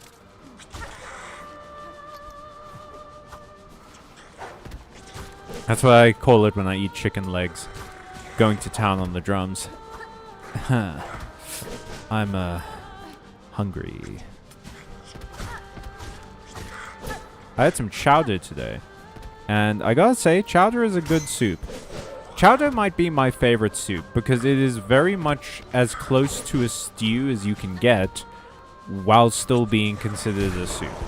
Although, I think chowder might be a stew. It feels like the perfect, like, interstice between stew and soup, though. Like, it's the perfect middle ground between those two things.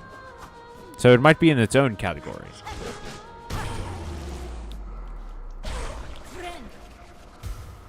Okay. I gotta focus now. I already took a hit.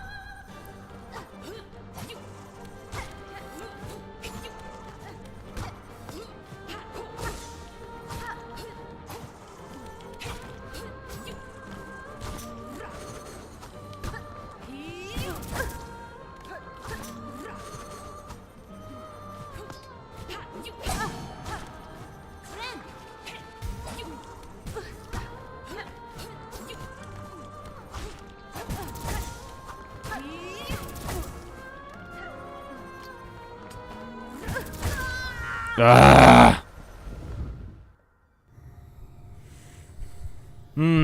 I do not, Doodles, but thank you for the confidence. Would a madam be in a saloon? That's not the same as a brothel, but I guess if a town is small enough. In like a Western movie, she would still go to a saloon to drink. Hang on. Where in the world is Carmen Sandiego anyway? Kicking my ass, Matthew, that's where. Trent Crom is a fully biological being, a pulsating brain-like tentacle monster. And when Matanui gets instated, Trent Crom just gets tossed into a random cave and forgotten about. Damn, Ole! The great creators of the Bionicle world sound like dicks, if I'm being honest. Like, they created a lot of problems and were just like, you guys figure it out.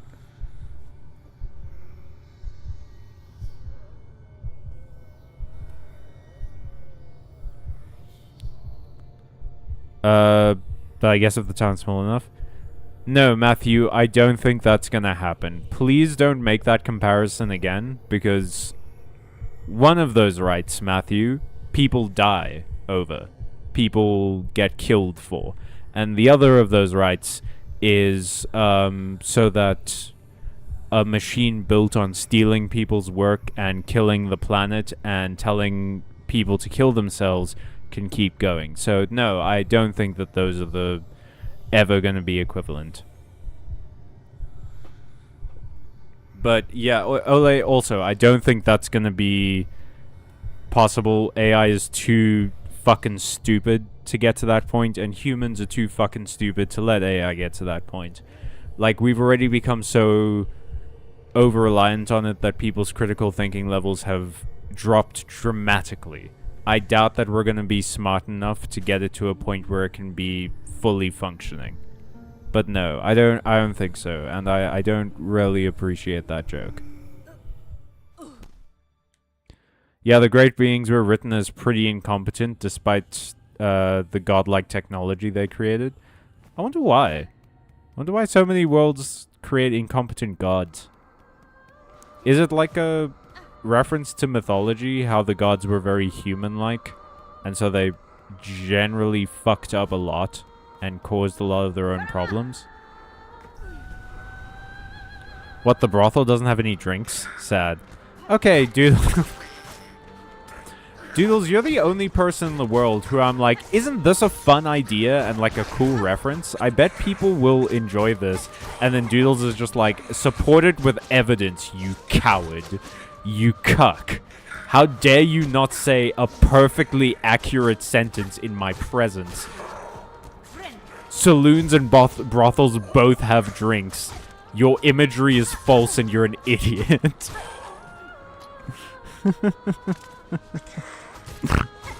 Fuck.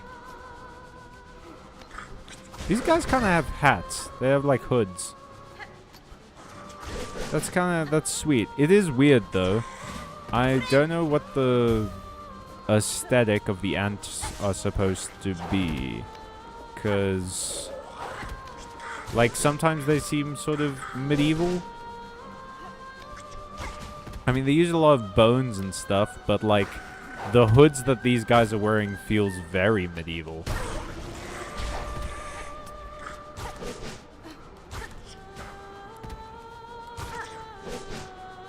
Hey, what's up, bud? What, you gonna do an attack for me? Nice. Good job, buddy.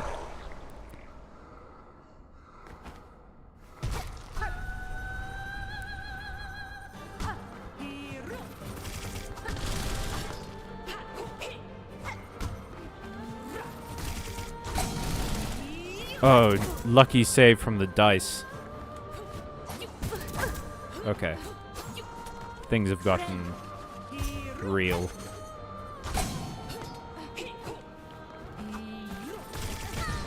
Okay. She did the Naruto bone jutsu move.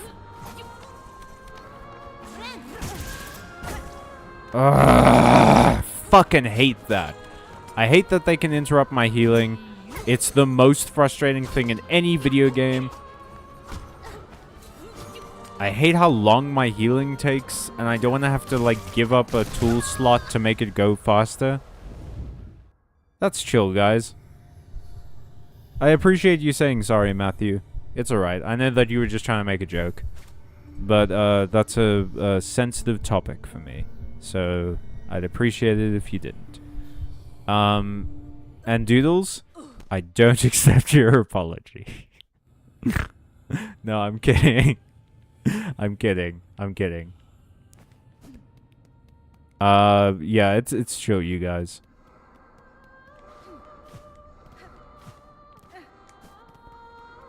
Alrighty, let's do this. Come on. I've become what I hated most. Please continue to call me out if I break the habit. What, an actually person? What do you hate most? How can I call you out if I don't know exactly what I'm calling out?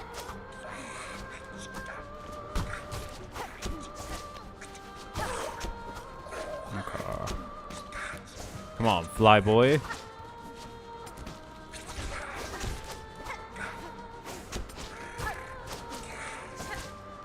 Okay, so Ole, I never got a good gauge on how old you are. But Matthew, you seem to be around my age, I think. And Ole, I'd assume you're around my age. And Doodles, I think you're around my age too. Did any of you guys play Sierra games when you were kids? Because I remember, I think I have a copy of King's Quest somewhere. I think it might be like King's Quest 7 or something, I'm not sure. But I don't know. It might be something else that just has a similar name to King's Quest. But did any of you guys play like Sierra games when you were young? Because I recently watched a playthrough of Space Quest 4 and they seem fun. If a little deeply unforgiving, but fun. I have played Monkey Island 1 and 2, but I needed a walkthrough like the entire time. Old adventure games are crazy difficult to understand, man.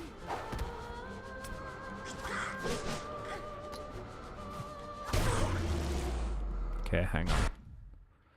I heard a noise. I just wanted to make sure that my recording software is still going. Yep. Ole, you're a 2000s kid? Wait, were you born in the 2000s or were you a kid in the 2000s? Because I was also a kid in the 2000s. But I was born in the 1900s. Like a respectable adult. If you were born in the 2000s, Ole, I'm gonna lose my mind because you have like you're like an adult. You're like a real adult and everything. You know shit. You're like going to the doctor semi-regularly. You have a job.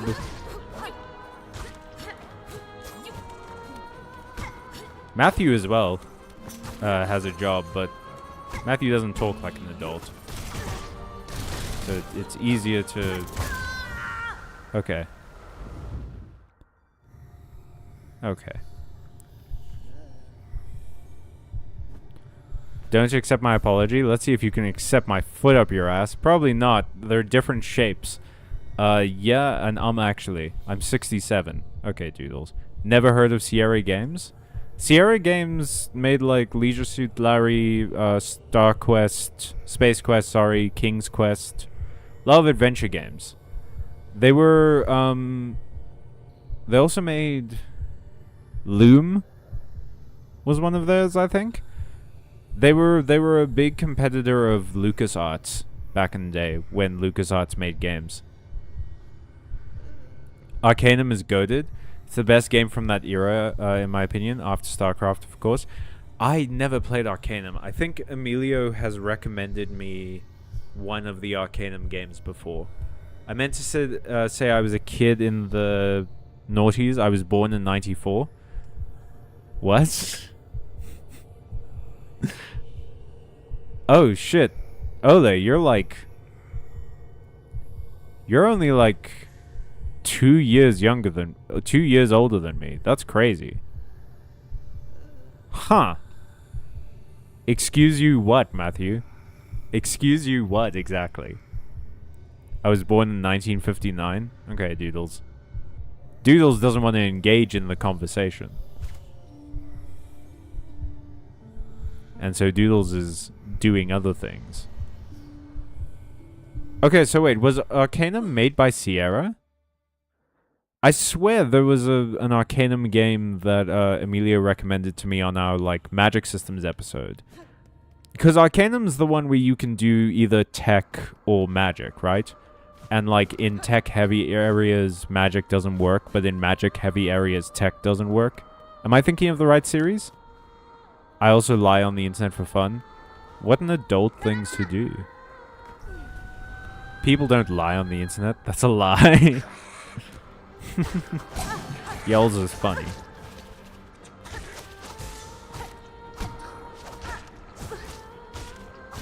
I enjoy your turn of phrase, Matthew. You got good ones. You got good ones, kid.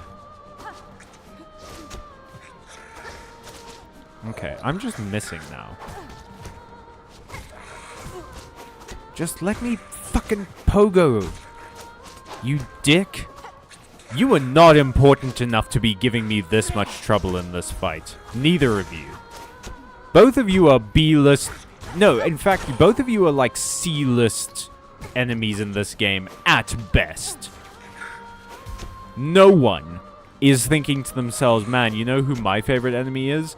The fucking flying ant one that throws spears at you that you have to fight 50,000 times. That's my favorite. Fuck you. I'm glad you're dead.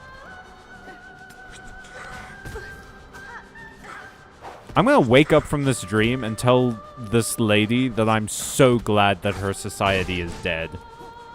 I wish I had been there to watch them perish. Just because of this fucking shit.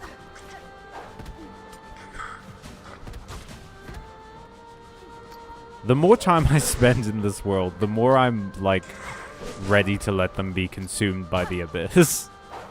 Is that an option for the ending? Do I get a bad ending where I'm just like, oh, you allow the abyss to consume everyone? No one's worth it, actually.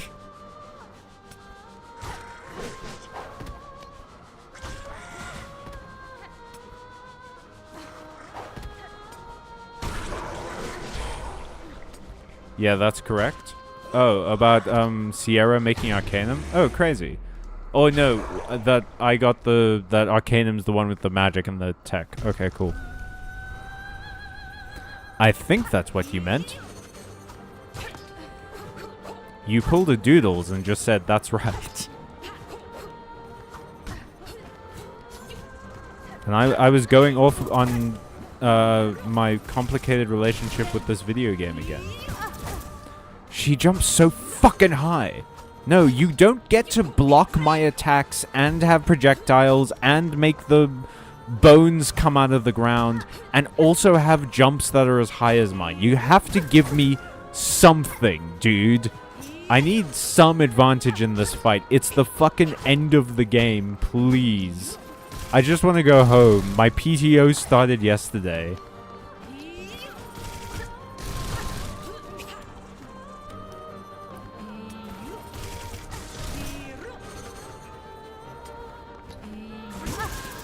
Come on! There's no way that fucking hit me.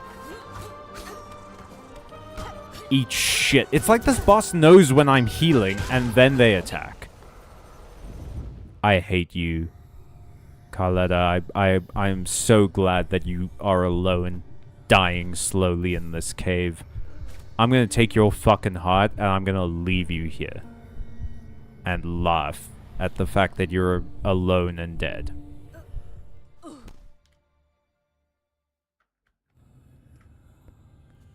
I was born after SA got democracy, so after 1994?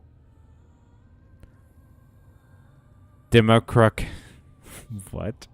Democracy is my favorite form of governmentos.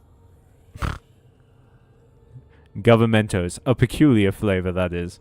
Hey, I have like no self-esteem. Can we not say shit like pull the doodles when people do it thing? It's amazing to me how you'll be like, I have no self-esteem. Let me say some really mean shit to you real quick. But yeah, okay. I won't say that anymore. Doesn't that just mean you pulled your drawing muscle? Well, no, you could probably understand what it means from the context.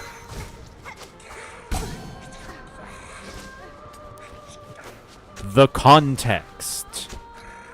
But I won't say it anymore. It's fine.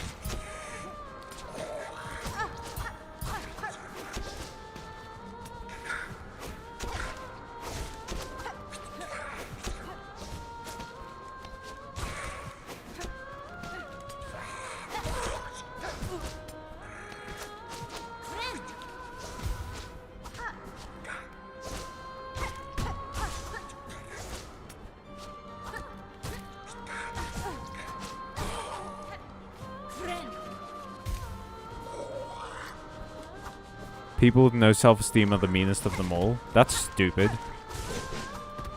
That's like painting a target on your back. You're opening yourself up to be insulted. The one thing you don't want to happen. So people with no self-esteem also have no preservation instincts or logical reasoning?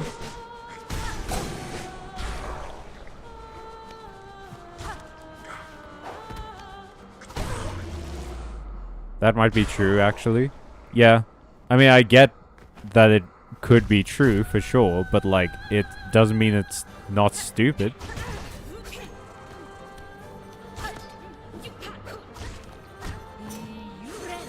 Because the thing is, if you're being mean in some sort of weird way to prove people right, eventually, you are just proving people right.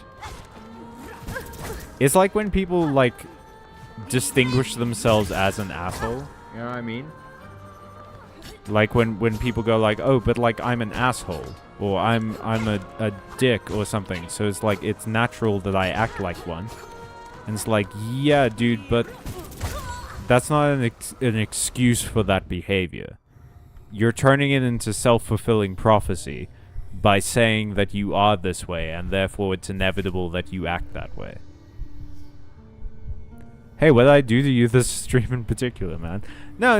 Okay, this isn't about you specifically. This is just your statement has sparked a conversation I want to have. Because I've also known people who, like, self-identified as assholes, right? And they did that in a way to excuse being shitty. And I didn't have the vocabulary back then to explain to them, like, oh, hey, it doesn't matter that you're, like, forewarning people that you're gonna be shitty. That's not an excuse for being shitty.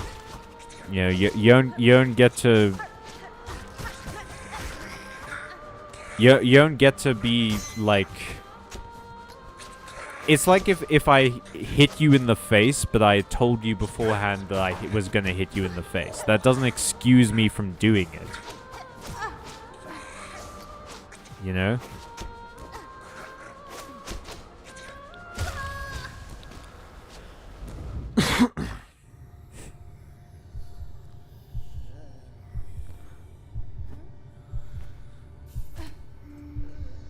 I self-identify as a guy who just wants to get through the day. You and me both, bud. I self-identify as that guy. And then also as a silly little guy. And then also as a big old soft guy. And then occasionally as a handsome little guy. But mostly I'm just sort of a guy trying to get through the day. Like, I get you.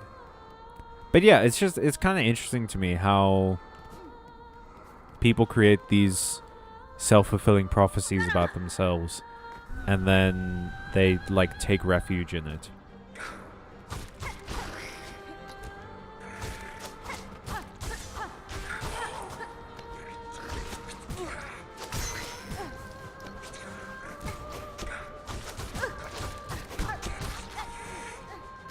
I started trying something new this past Sunday. Oh, what was it?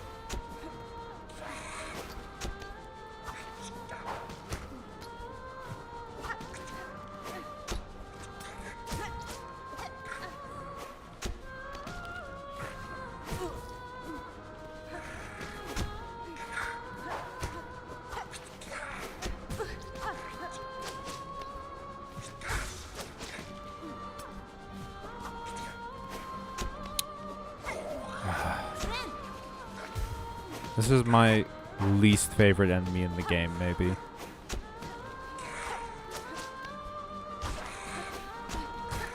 Which is a fun thing that Silksong does every now and again, is that I go to a new area and I find my new least favorite enemy in the game. It's not often that you get to have that feeling.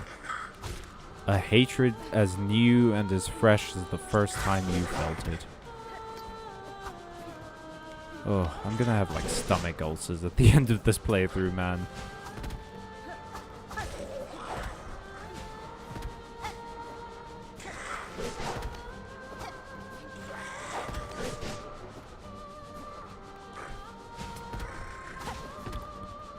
Do do do. Ka-chow.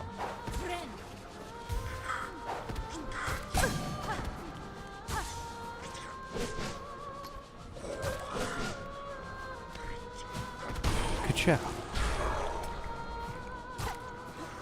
Ka-chow.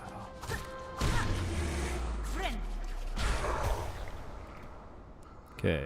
Right or left? Gotcha!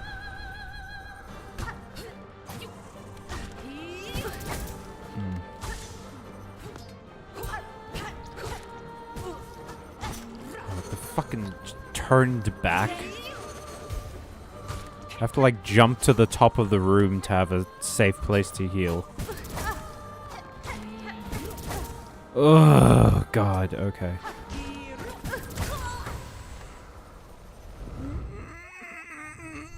Okay. Give myself like an hour to just sit down and reflect. Remind myself about what in the past week I'm thankful, happy for, and what I'm looking forward to next week. Hoping to make it a regular thing for the day of rest. Ah, that's very nice, Ole. I'm glad that you're doing that for yourself. That sounds healthy and fulfilling. And like it's gonna do wonders for your mental health. And I'm genuinely very happy for you. And so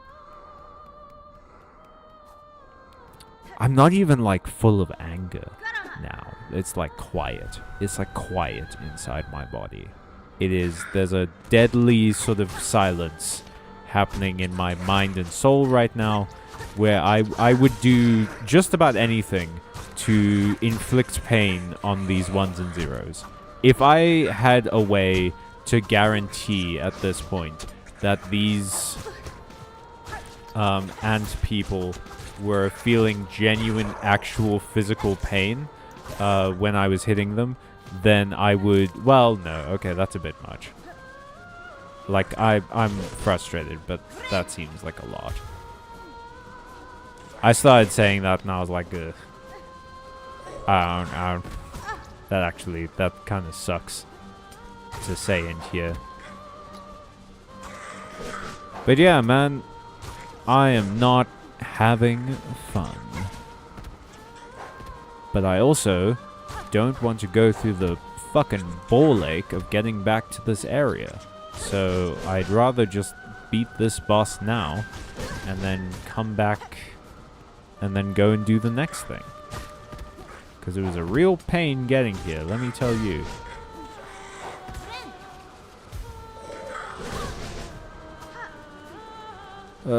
These guys. Like, I get it, you like your boss. Employee of the fucking month, 1 and 2 over here. Just leave me alone, dude. It is my last shift, please. Don't make me interview with your boss with 3 hearts down, man.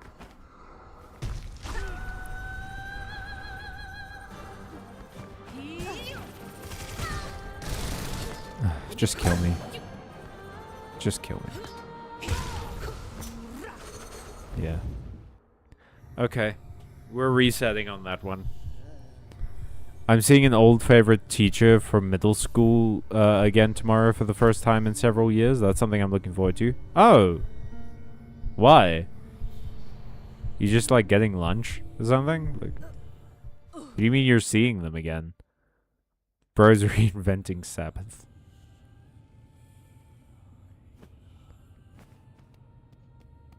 Let's go. I want to end this. I can't wait to uninstall this game.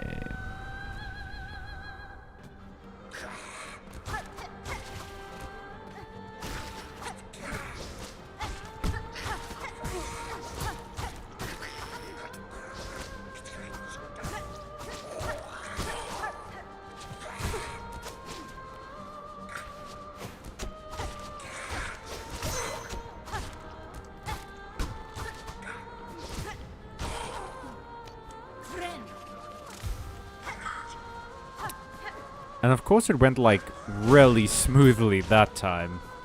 Dickheads.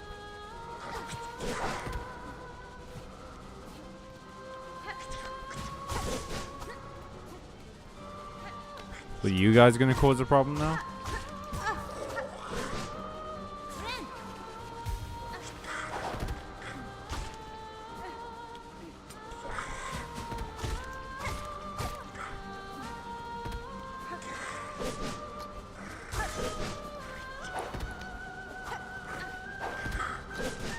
Ka-chow.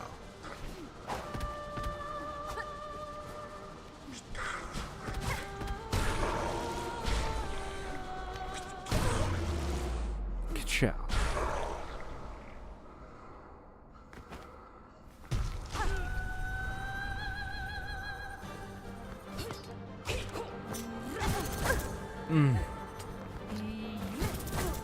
Oh, lady, can you please fuck off forever? Fuck off and die. I can see why your kingdom failed.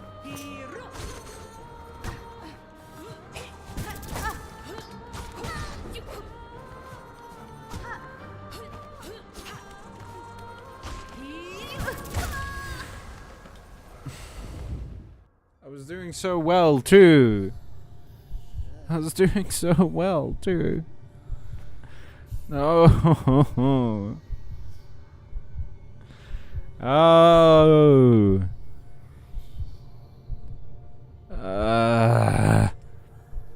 Well, yeah, getting lunch and catching up with how life has been since I left middle school. He was really important to my life at the time. We named the family dog after him. Oh. Okay. So I guess you guys just stayed in contact? How does a meeting like that come about, if I may? My mom suggested it, and I took her up on it, and just gave him a call one day. Oh, that's very nice. Well, I hope you enjoy the lunch. Yeah, that's really sweet. I hope you... What are you guys gonna... I guess it's weird for me to ask, because you're probably going to a restaurant that does a lot of food. I was gonna be like, what are you guys having for lunch? And I doubt you're going to, like, a specific food place. Like, they probably do multiple kinds of food.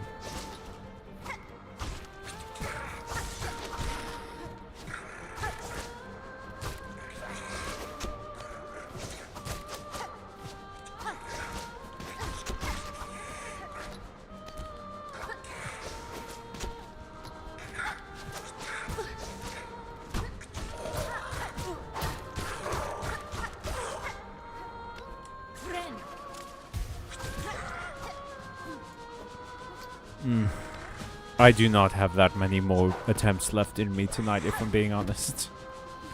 I might have to switch games at some point and just, like, do something that gives me some sort of energy left. Some sort of energy back, because I'm... They're getting Donna? What the hell? Matthew, do you mean Lina? Donna doesn't make any fucking sense, Matthew.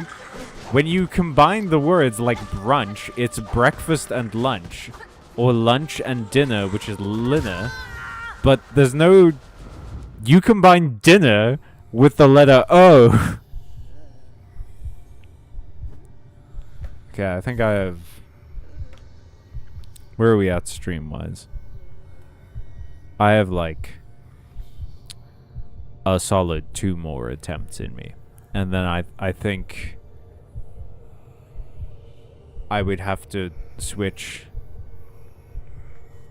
to a different game, because I can't, man. This is killing. This is actually killing me. This is doing horrible things to my psyche. It's Turkish food? Oh. I didn't know that. No Donna? What did Donna do?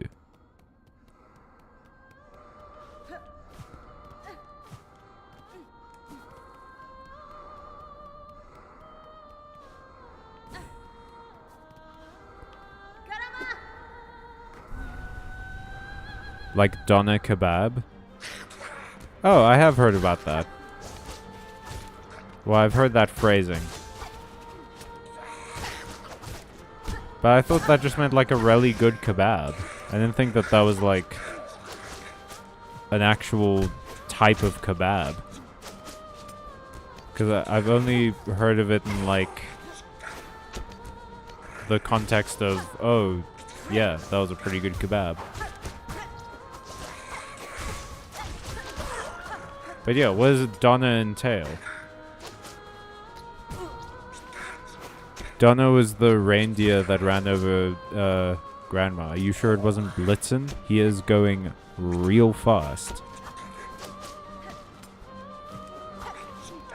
Are you sure it wasn't Randall?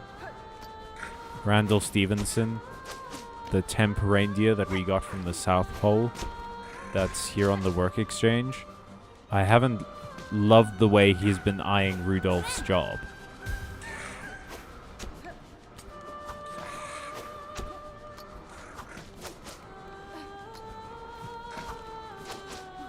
I started playing Spider-Man Miles Morales the other day. Oh, I think I actually do have that in my Steam library. But how is it? I've heard that it's like basically the other Spider-Man game, but you just have new powers. Like, I've heard people were kind of disappointed by it.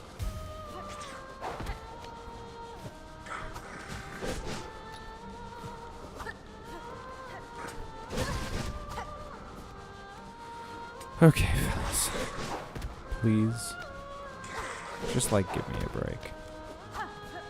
See, the thing is, they don't run out of energy. But I do. I have the infinite computing power of the human brain. Unfortunately, it's my brain.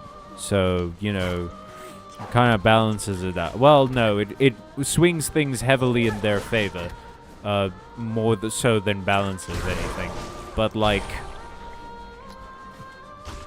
Also, they don't get tired.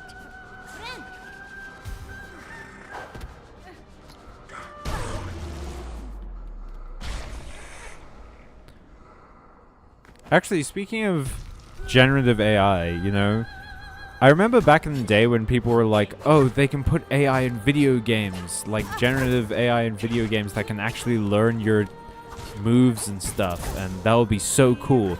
And I remember hearing people, like, actually have that viewpoint and thinking it was so dumb, because, no.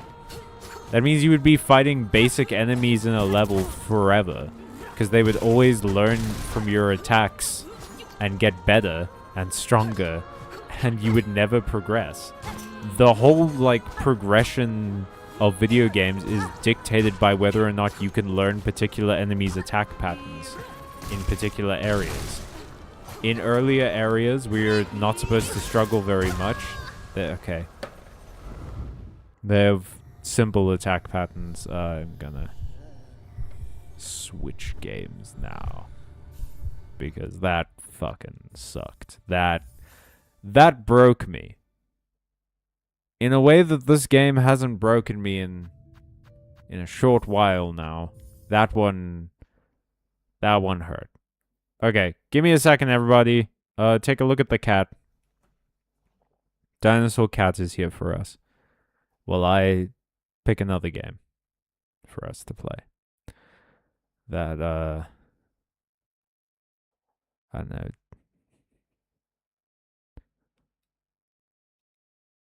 The Dungeon Beneath? Yeah, why not? Whoopsie Daisu. We fucked up. You certainly did.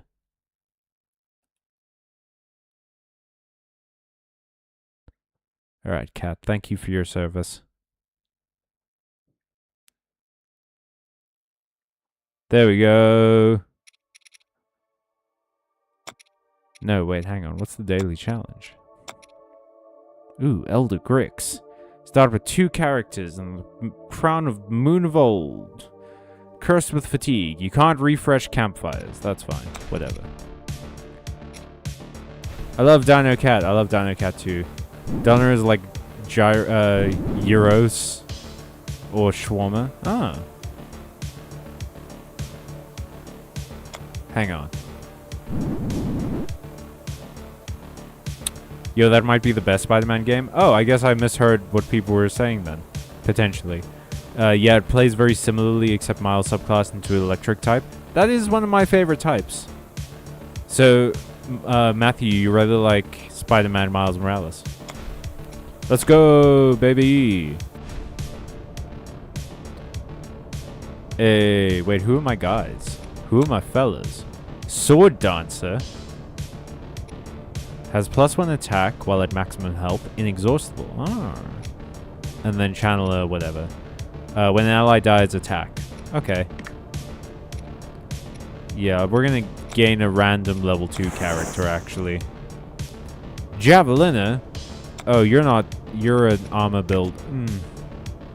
Not great.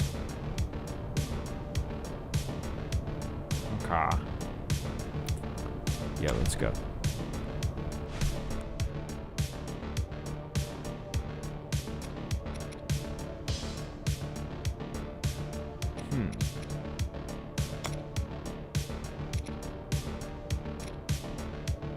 Yeah, let's put you here. Put you here. Go on, fellas. Do your dang attacks. I believe in you, fellas.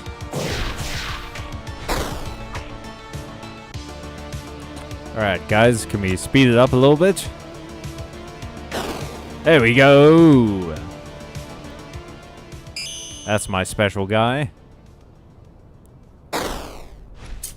Hey, money. My favorite. How did you know? Inexhaustible counter attack. Does something when the character loses health and survives. Okay, so he attacks. He attack. Summoned allies a +1 attack. Oh! Summoning actually might be really good on this team because my character attacks when creatures die. When this character kills an enemy, restore 1 health to non-heroic damaged ally, inexhaustible.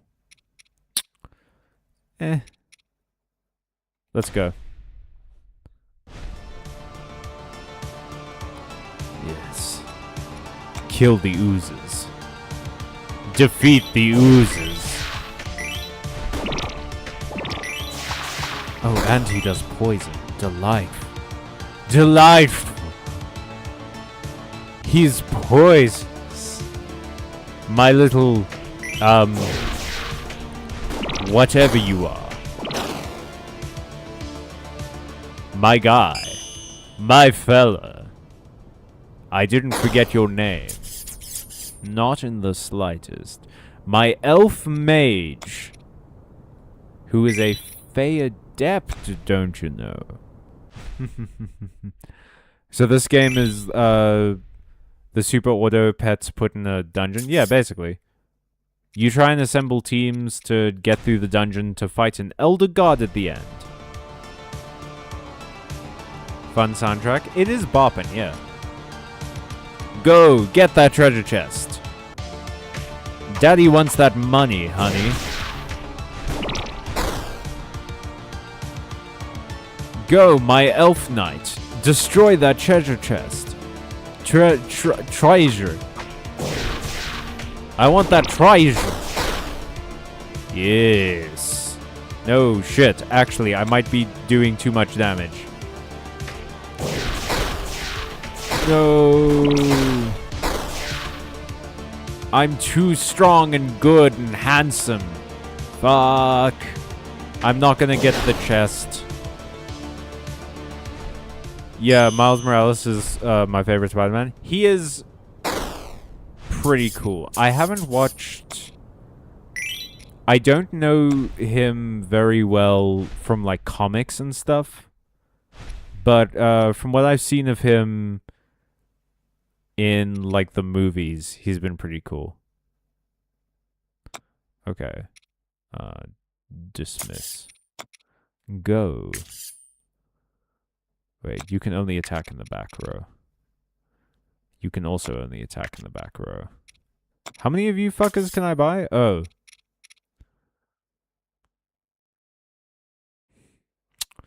Well, that's not great.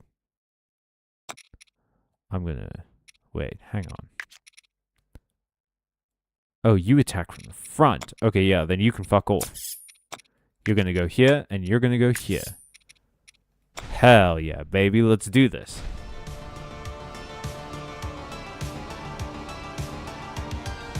Go! How do I soul cast again?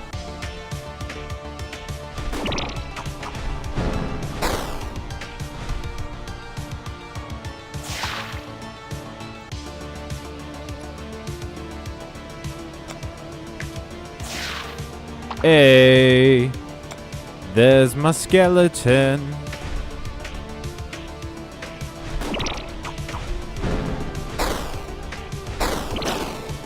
Nice, baby. Let's fucking go. Okay, yeah, we're doing this.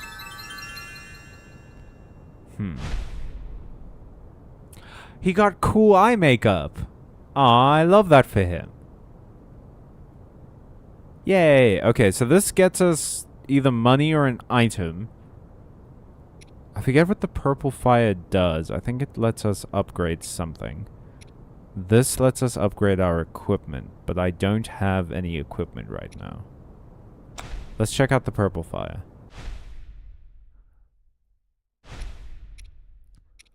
Okay, so you gain +1 attack. Doom, restore 1 health. Give all allied mages +1 power. I do have mages. I do have 2 mages. Gains double the amount of power. Okay. Deal 1 damage to the... But that only happens if they gain health. What's follow-up do again? Okay, I'm gonna get rid of the sword fighter. And get this enchanter. Hell yeah. And then I'm gonna buy you... to give you some experience. Yes. Okay, so you guys are gonna be stuck on spikes. Can't really do anything about that for you, bud. Sorry. Why can skeletons be poisoned? What do you have to be poisoned about? You don't have flesh.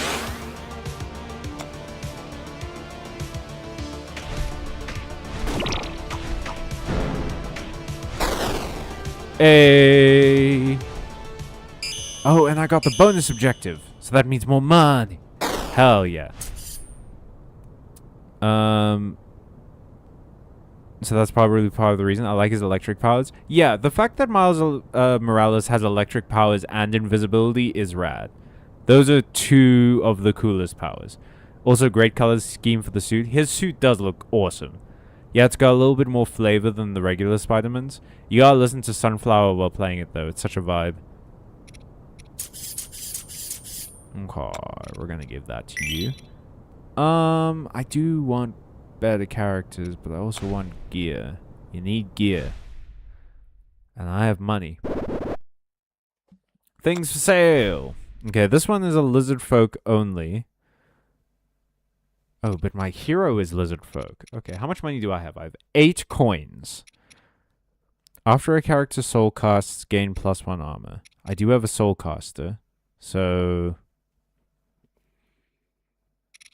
maybe. When this character kills an enemy, deal 1 damage to a random enemy, +1 attack.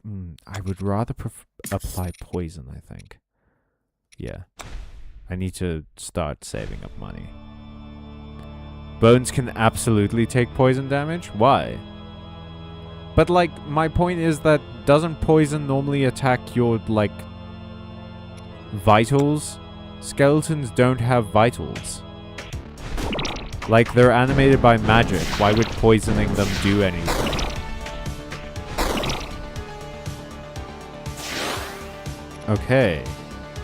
And now, a soul cast to get a skeleton. Ooh, we are fucking this Colossus up, bruh. Hell yeah, dude. Damn. Oh, Hammer of the Old Earth. Allied dwarves and gnomes. When your hero kills an enemy, they restore 2 health. Allied beasts and lizard folk gain 1 health. No. I can reroll once. When an ally loses shield, give them +1 attack. When a non-summoned ally dies, summon 2 blood wisps. Max souls +6. I'm going to get this one because it plays into my hero's ability. Let's give it to you. Why not? 8 gold is pretty good. I can sell this, so I have 9 gold. I gotta hit the hay, fellas. See you on the prairie. Night, Matthew. I hope you sleep well. Thank you for joining in for the stream. Potions. Oh, I don't like any of these potions. They all change my characters. An eyeball. The man with the golden eyeball. That's, Frontier Psychologist by... What's their name? A band. There was a band, and they had a song called Frontier Psychologist. And that's as much as I can tell you. I forget the name of the band. Go, my blood wisps. Do things wisp-like and also blood-related. Yes! A perfect team! It's a shame that I'm fighting Illifar because I'm pretty sure I fought him before. My skeleton has been upgraded.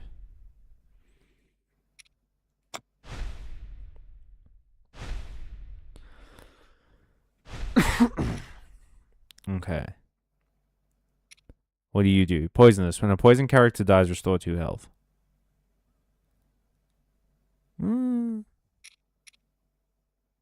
Yeah, might as well. You serve the same function. Nope. Okay. I'm gonna fight this guy.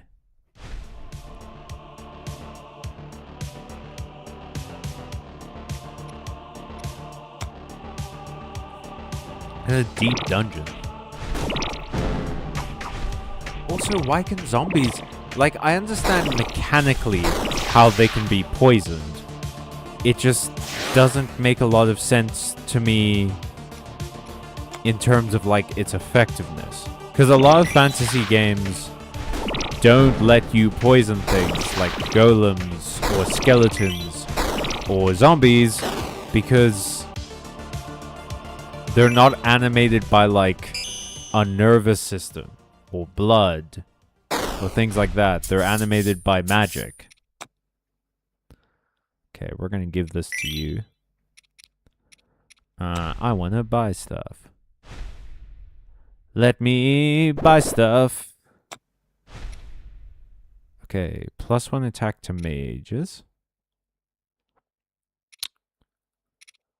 After a character's soul costs, gain +1 armor. Yes, please. +4 health, -3 speed. +4 health, battle start, become poisoned. No. Why would I do that? Yeah, I'll just save the rest of my gold. Let's go! Okay, poisonous. Oh, they have basically the same build as me. Okay.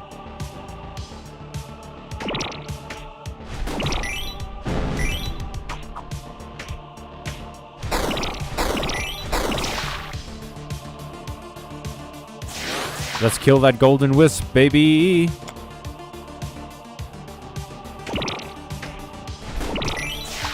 Come on. I believe in you. Okay, well, I have to soul cast... Well, I don't have space to soul cast anything.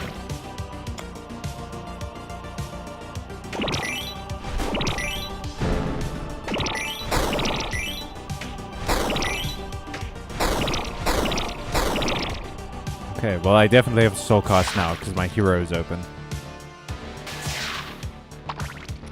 And now my mage got another armor. Nice.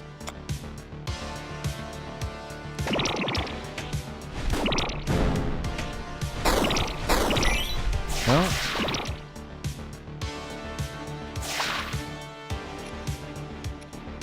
Oh, it costs 2 souls. Okay.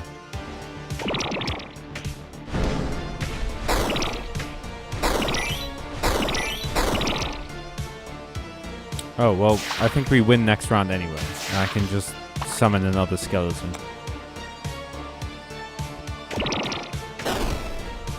Hell yeah, baby.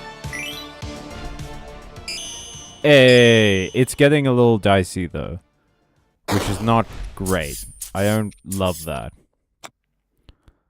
I'll give this to you. Archerman, you are not pulling your weight on this team. Give a random ally +1, but that's a hope ability. Sword Dance to level 2.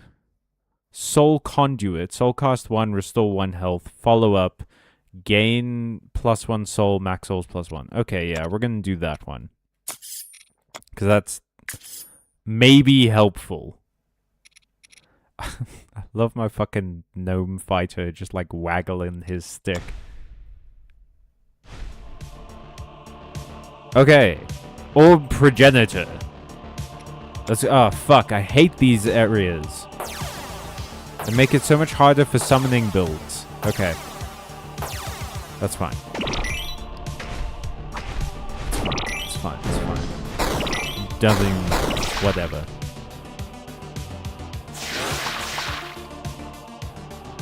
Okay. Let's go.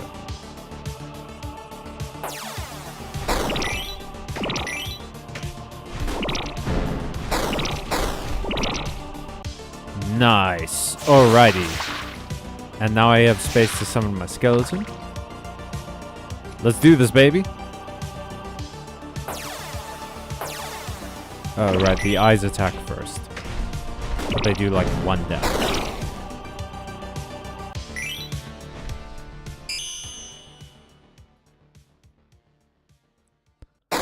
Okay.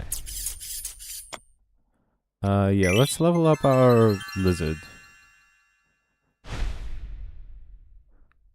Cool. Please be something good. Oh.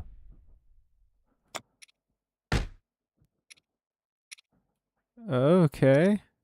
I mean, I already have 1. Do I just get 2? Oh. Okay, cool. Yeah, let's do it. I didn't realize you could double up on items. That's fun. Fucking... God damn it.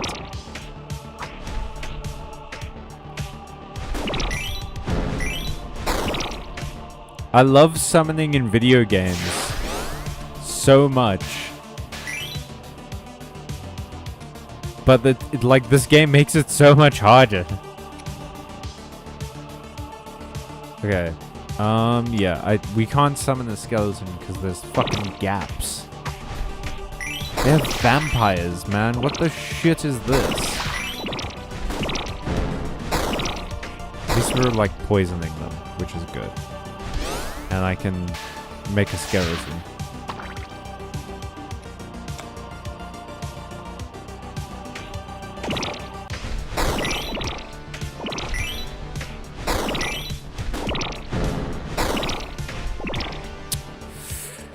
Oh, hero damage is pretty bad. In front of my... No, you fucker. I also can't pick the zones that the skeletons show up in. God damn it. So now my hero is exposed. I can only hope... There we go. Okay, we lived. Fuck.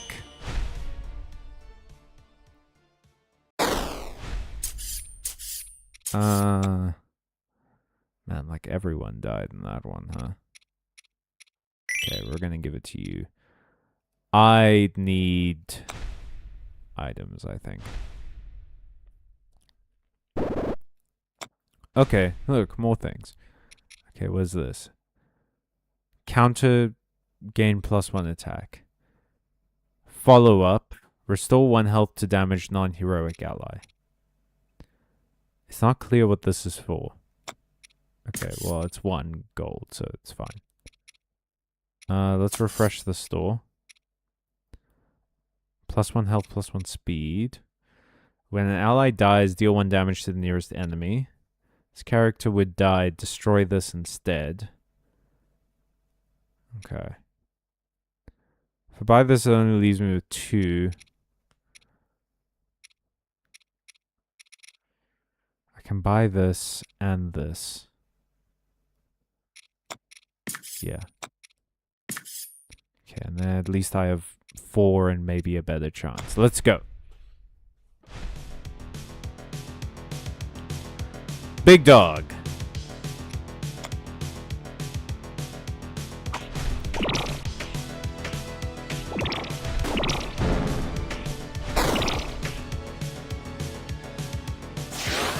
Okay. Yes. Let's go.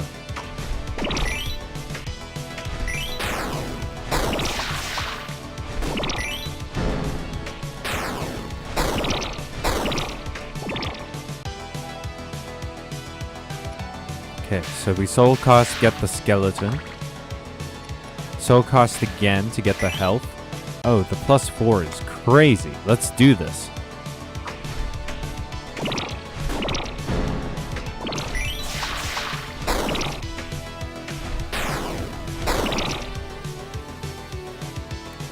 Okay, and then I can just do it again.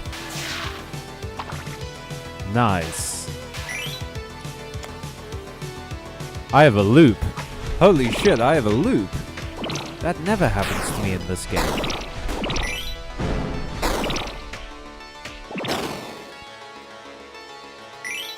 Fuck yeah, dude.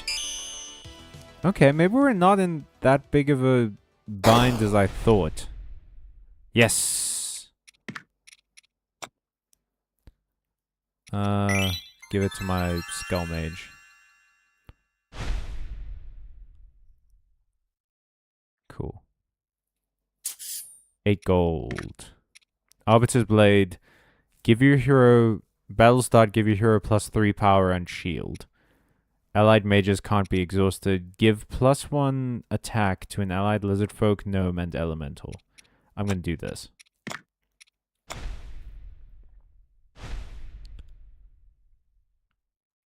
The Abyss.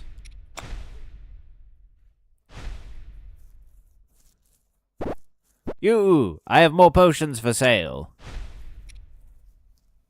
Transforms a fighter into a multi-class, letting them use equipment from any class consumable. You're an archer. You're a fighter. Transforming your hero, they lose all their equipment. No, that's fine.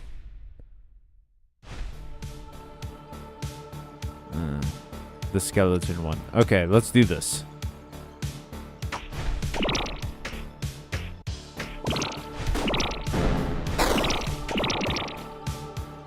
Oh, we're both using poison. You fuckers.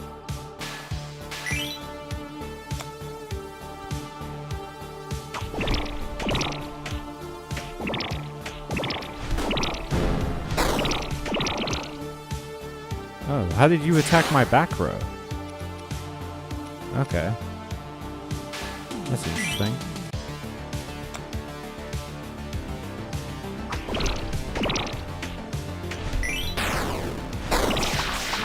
I don't think I've ever been able to beat this in 4 turns.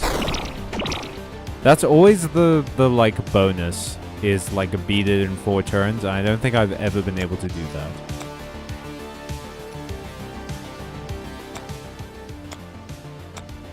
Just make sure that I'm not, like, having to scream over the game. Oops. Heal you up. Pretty sure I can't summon my skeleton anywhere, so no point in wasting them souls. Hell yeah, baby! Oh shit, and we got the bonus too! Nice!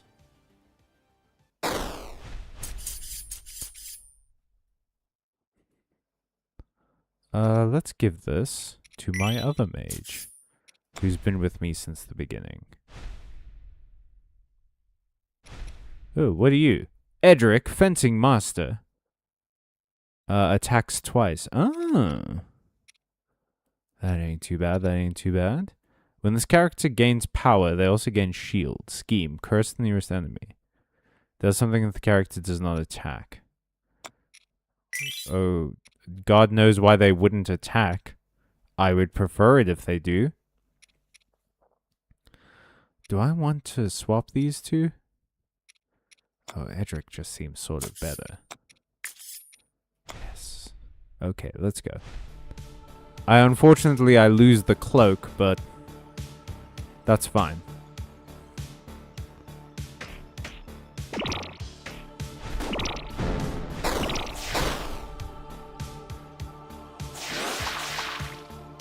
I mean, the ideal is that I'm going to be able to buy Edric something and then he's going to be, like, stronger. Or have poison or something like that.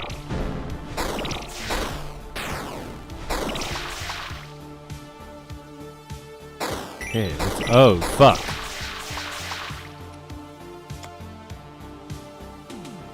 Why did that happen?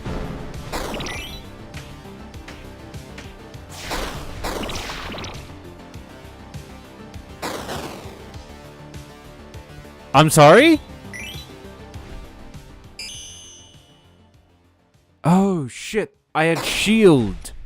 Oh, I thought my run was just over. Oh my god. Okay. Whoo! Yeah, I'll give it to my mage. Why not? Let's buy you some shit, Eric. Summon the blood wisps. Yeah, why not?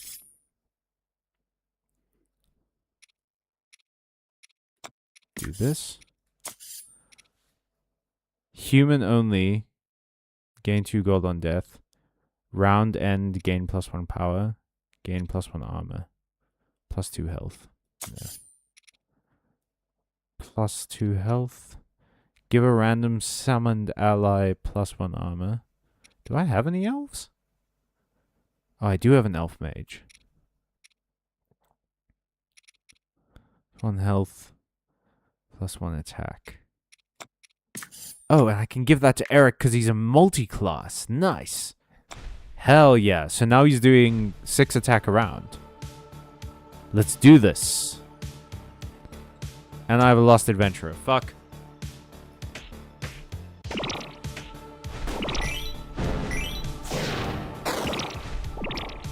Okay. Yeah, I remember this one. The big guy has a ton of health, but the small guy does shit to your team.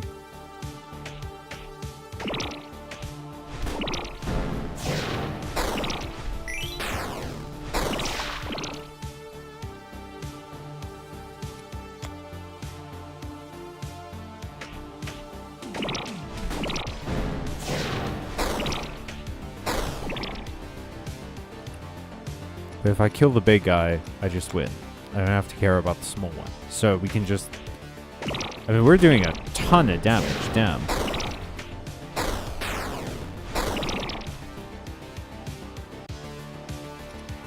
I'm gonna summon. Yeah. You're safe with me, young adventurer. Don't you worry. We didn't even let the demon get you.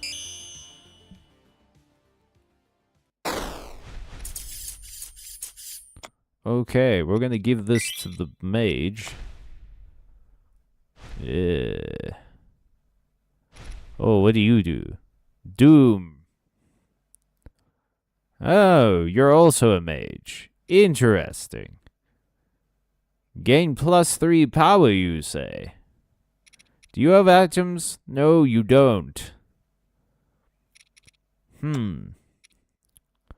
I am pretty good at killing enemies. No, actually, let me do that. Yeah, it doesn't matter if that one dies. That's fine.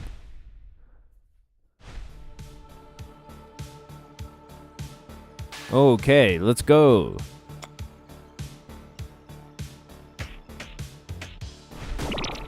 Oh yeah, if I kill the pot, it kills the genie.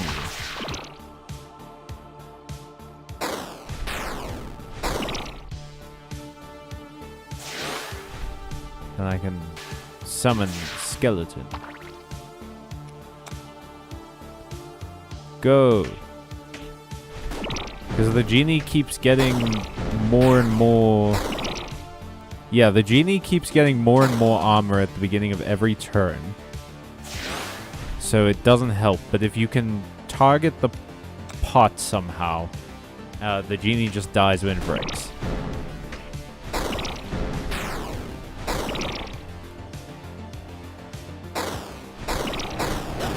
Hell yeah.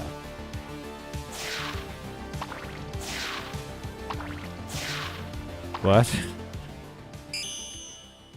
That was a fun little, like, 3 sound effects for no reason. What the fuck was happening there?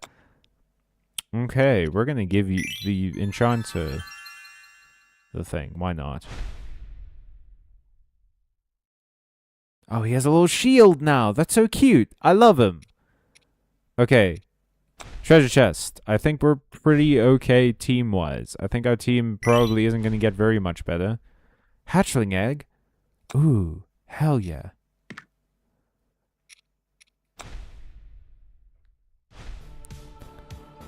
Let's go. Attack. It's a boss from earlier, except now it's just an enemy.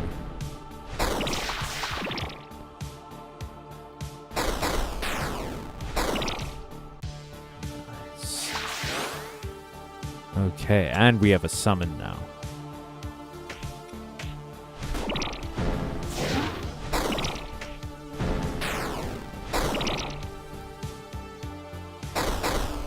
Cool. And now I can summon a skeleton. Yet more summons.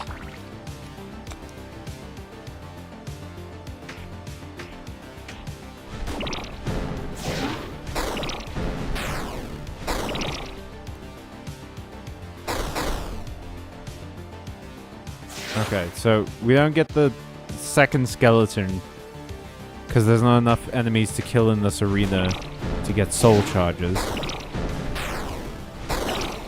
But that's fine.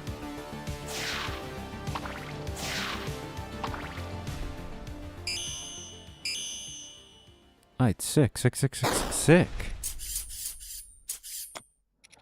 Gonna give this to the Doom guy. Need to get some equipment for my boys. Ah, travelers! Yes. When a poison character dies, restore +1 health. Equipped character can't be poisoned. All of these are shit. Give a random summoned ally +1 armor. Ooh. This character kills an enemy. Deal 1 damage to a random enemy. Summon a raven? I don't have enough gold. Fuck. Okay. I guess we're just going to the boss. That's fine. I wanted that raven, but that's fine. Hand of Abaddon. Okay, this is the 3rd reskin of this enemy that we've seen. That's fun, I guess. This one has hair, which seems unfair to me. Like, the other one doesn't get hair. Why does this one get hair? That feels rude.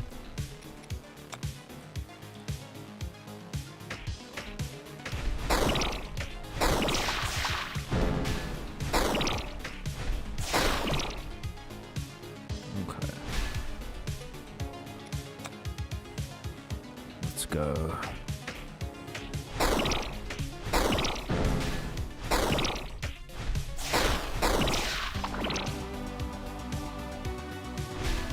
Skeleton.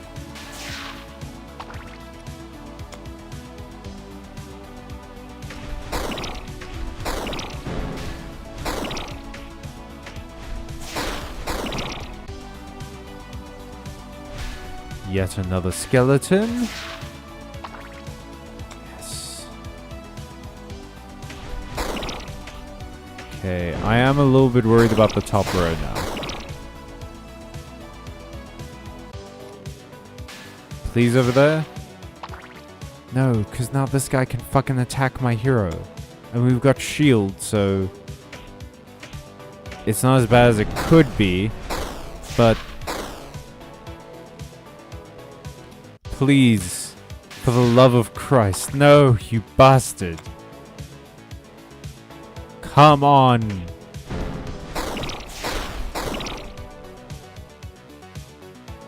Oh, and I don't even have enough. Okay, wait, are we gonna lose? No! I was one away from the final boss. Yeah, let's see what I found. Quite a lot, as it turns out. Cyril, Master Animist. Cat wants me in bed. That's fair. I think it's time that we probably end the stream. Thank you so much for watching, everybody. Hopefully next week I'll be able to beat the ant colony. I thought I was done with ants, but apparently not. So we'll see next week. Join me on Friday for... I don't know, actually. I might put up a poll tomorrow. Because it would normally be Yu-Gi-Oh! But because Hasbro is doing some funky shit with, you know, maybe putting up a new platform for Commander because Arena's usage is down. I was thinking maybe playing Arena is probably the best thing to do. But I'll put up a poll. We'll see how people react to something. In the meantime... Enjoy the rest of your week. I'll see you around. Take it easy. Stay safe, stay watching, stay happy. Stay away from the memories of ants. Because it'll be incredibly well choreographed and incredibly well sung in a very beautiful arena. But you are going to get your ass beat. And as always, everybody, stay magical. So long.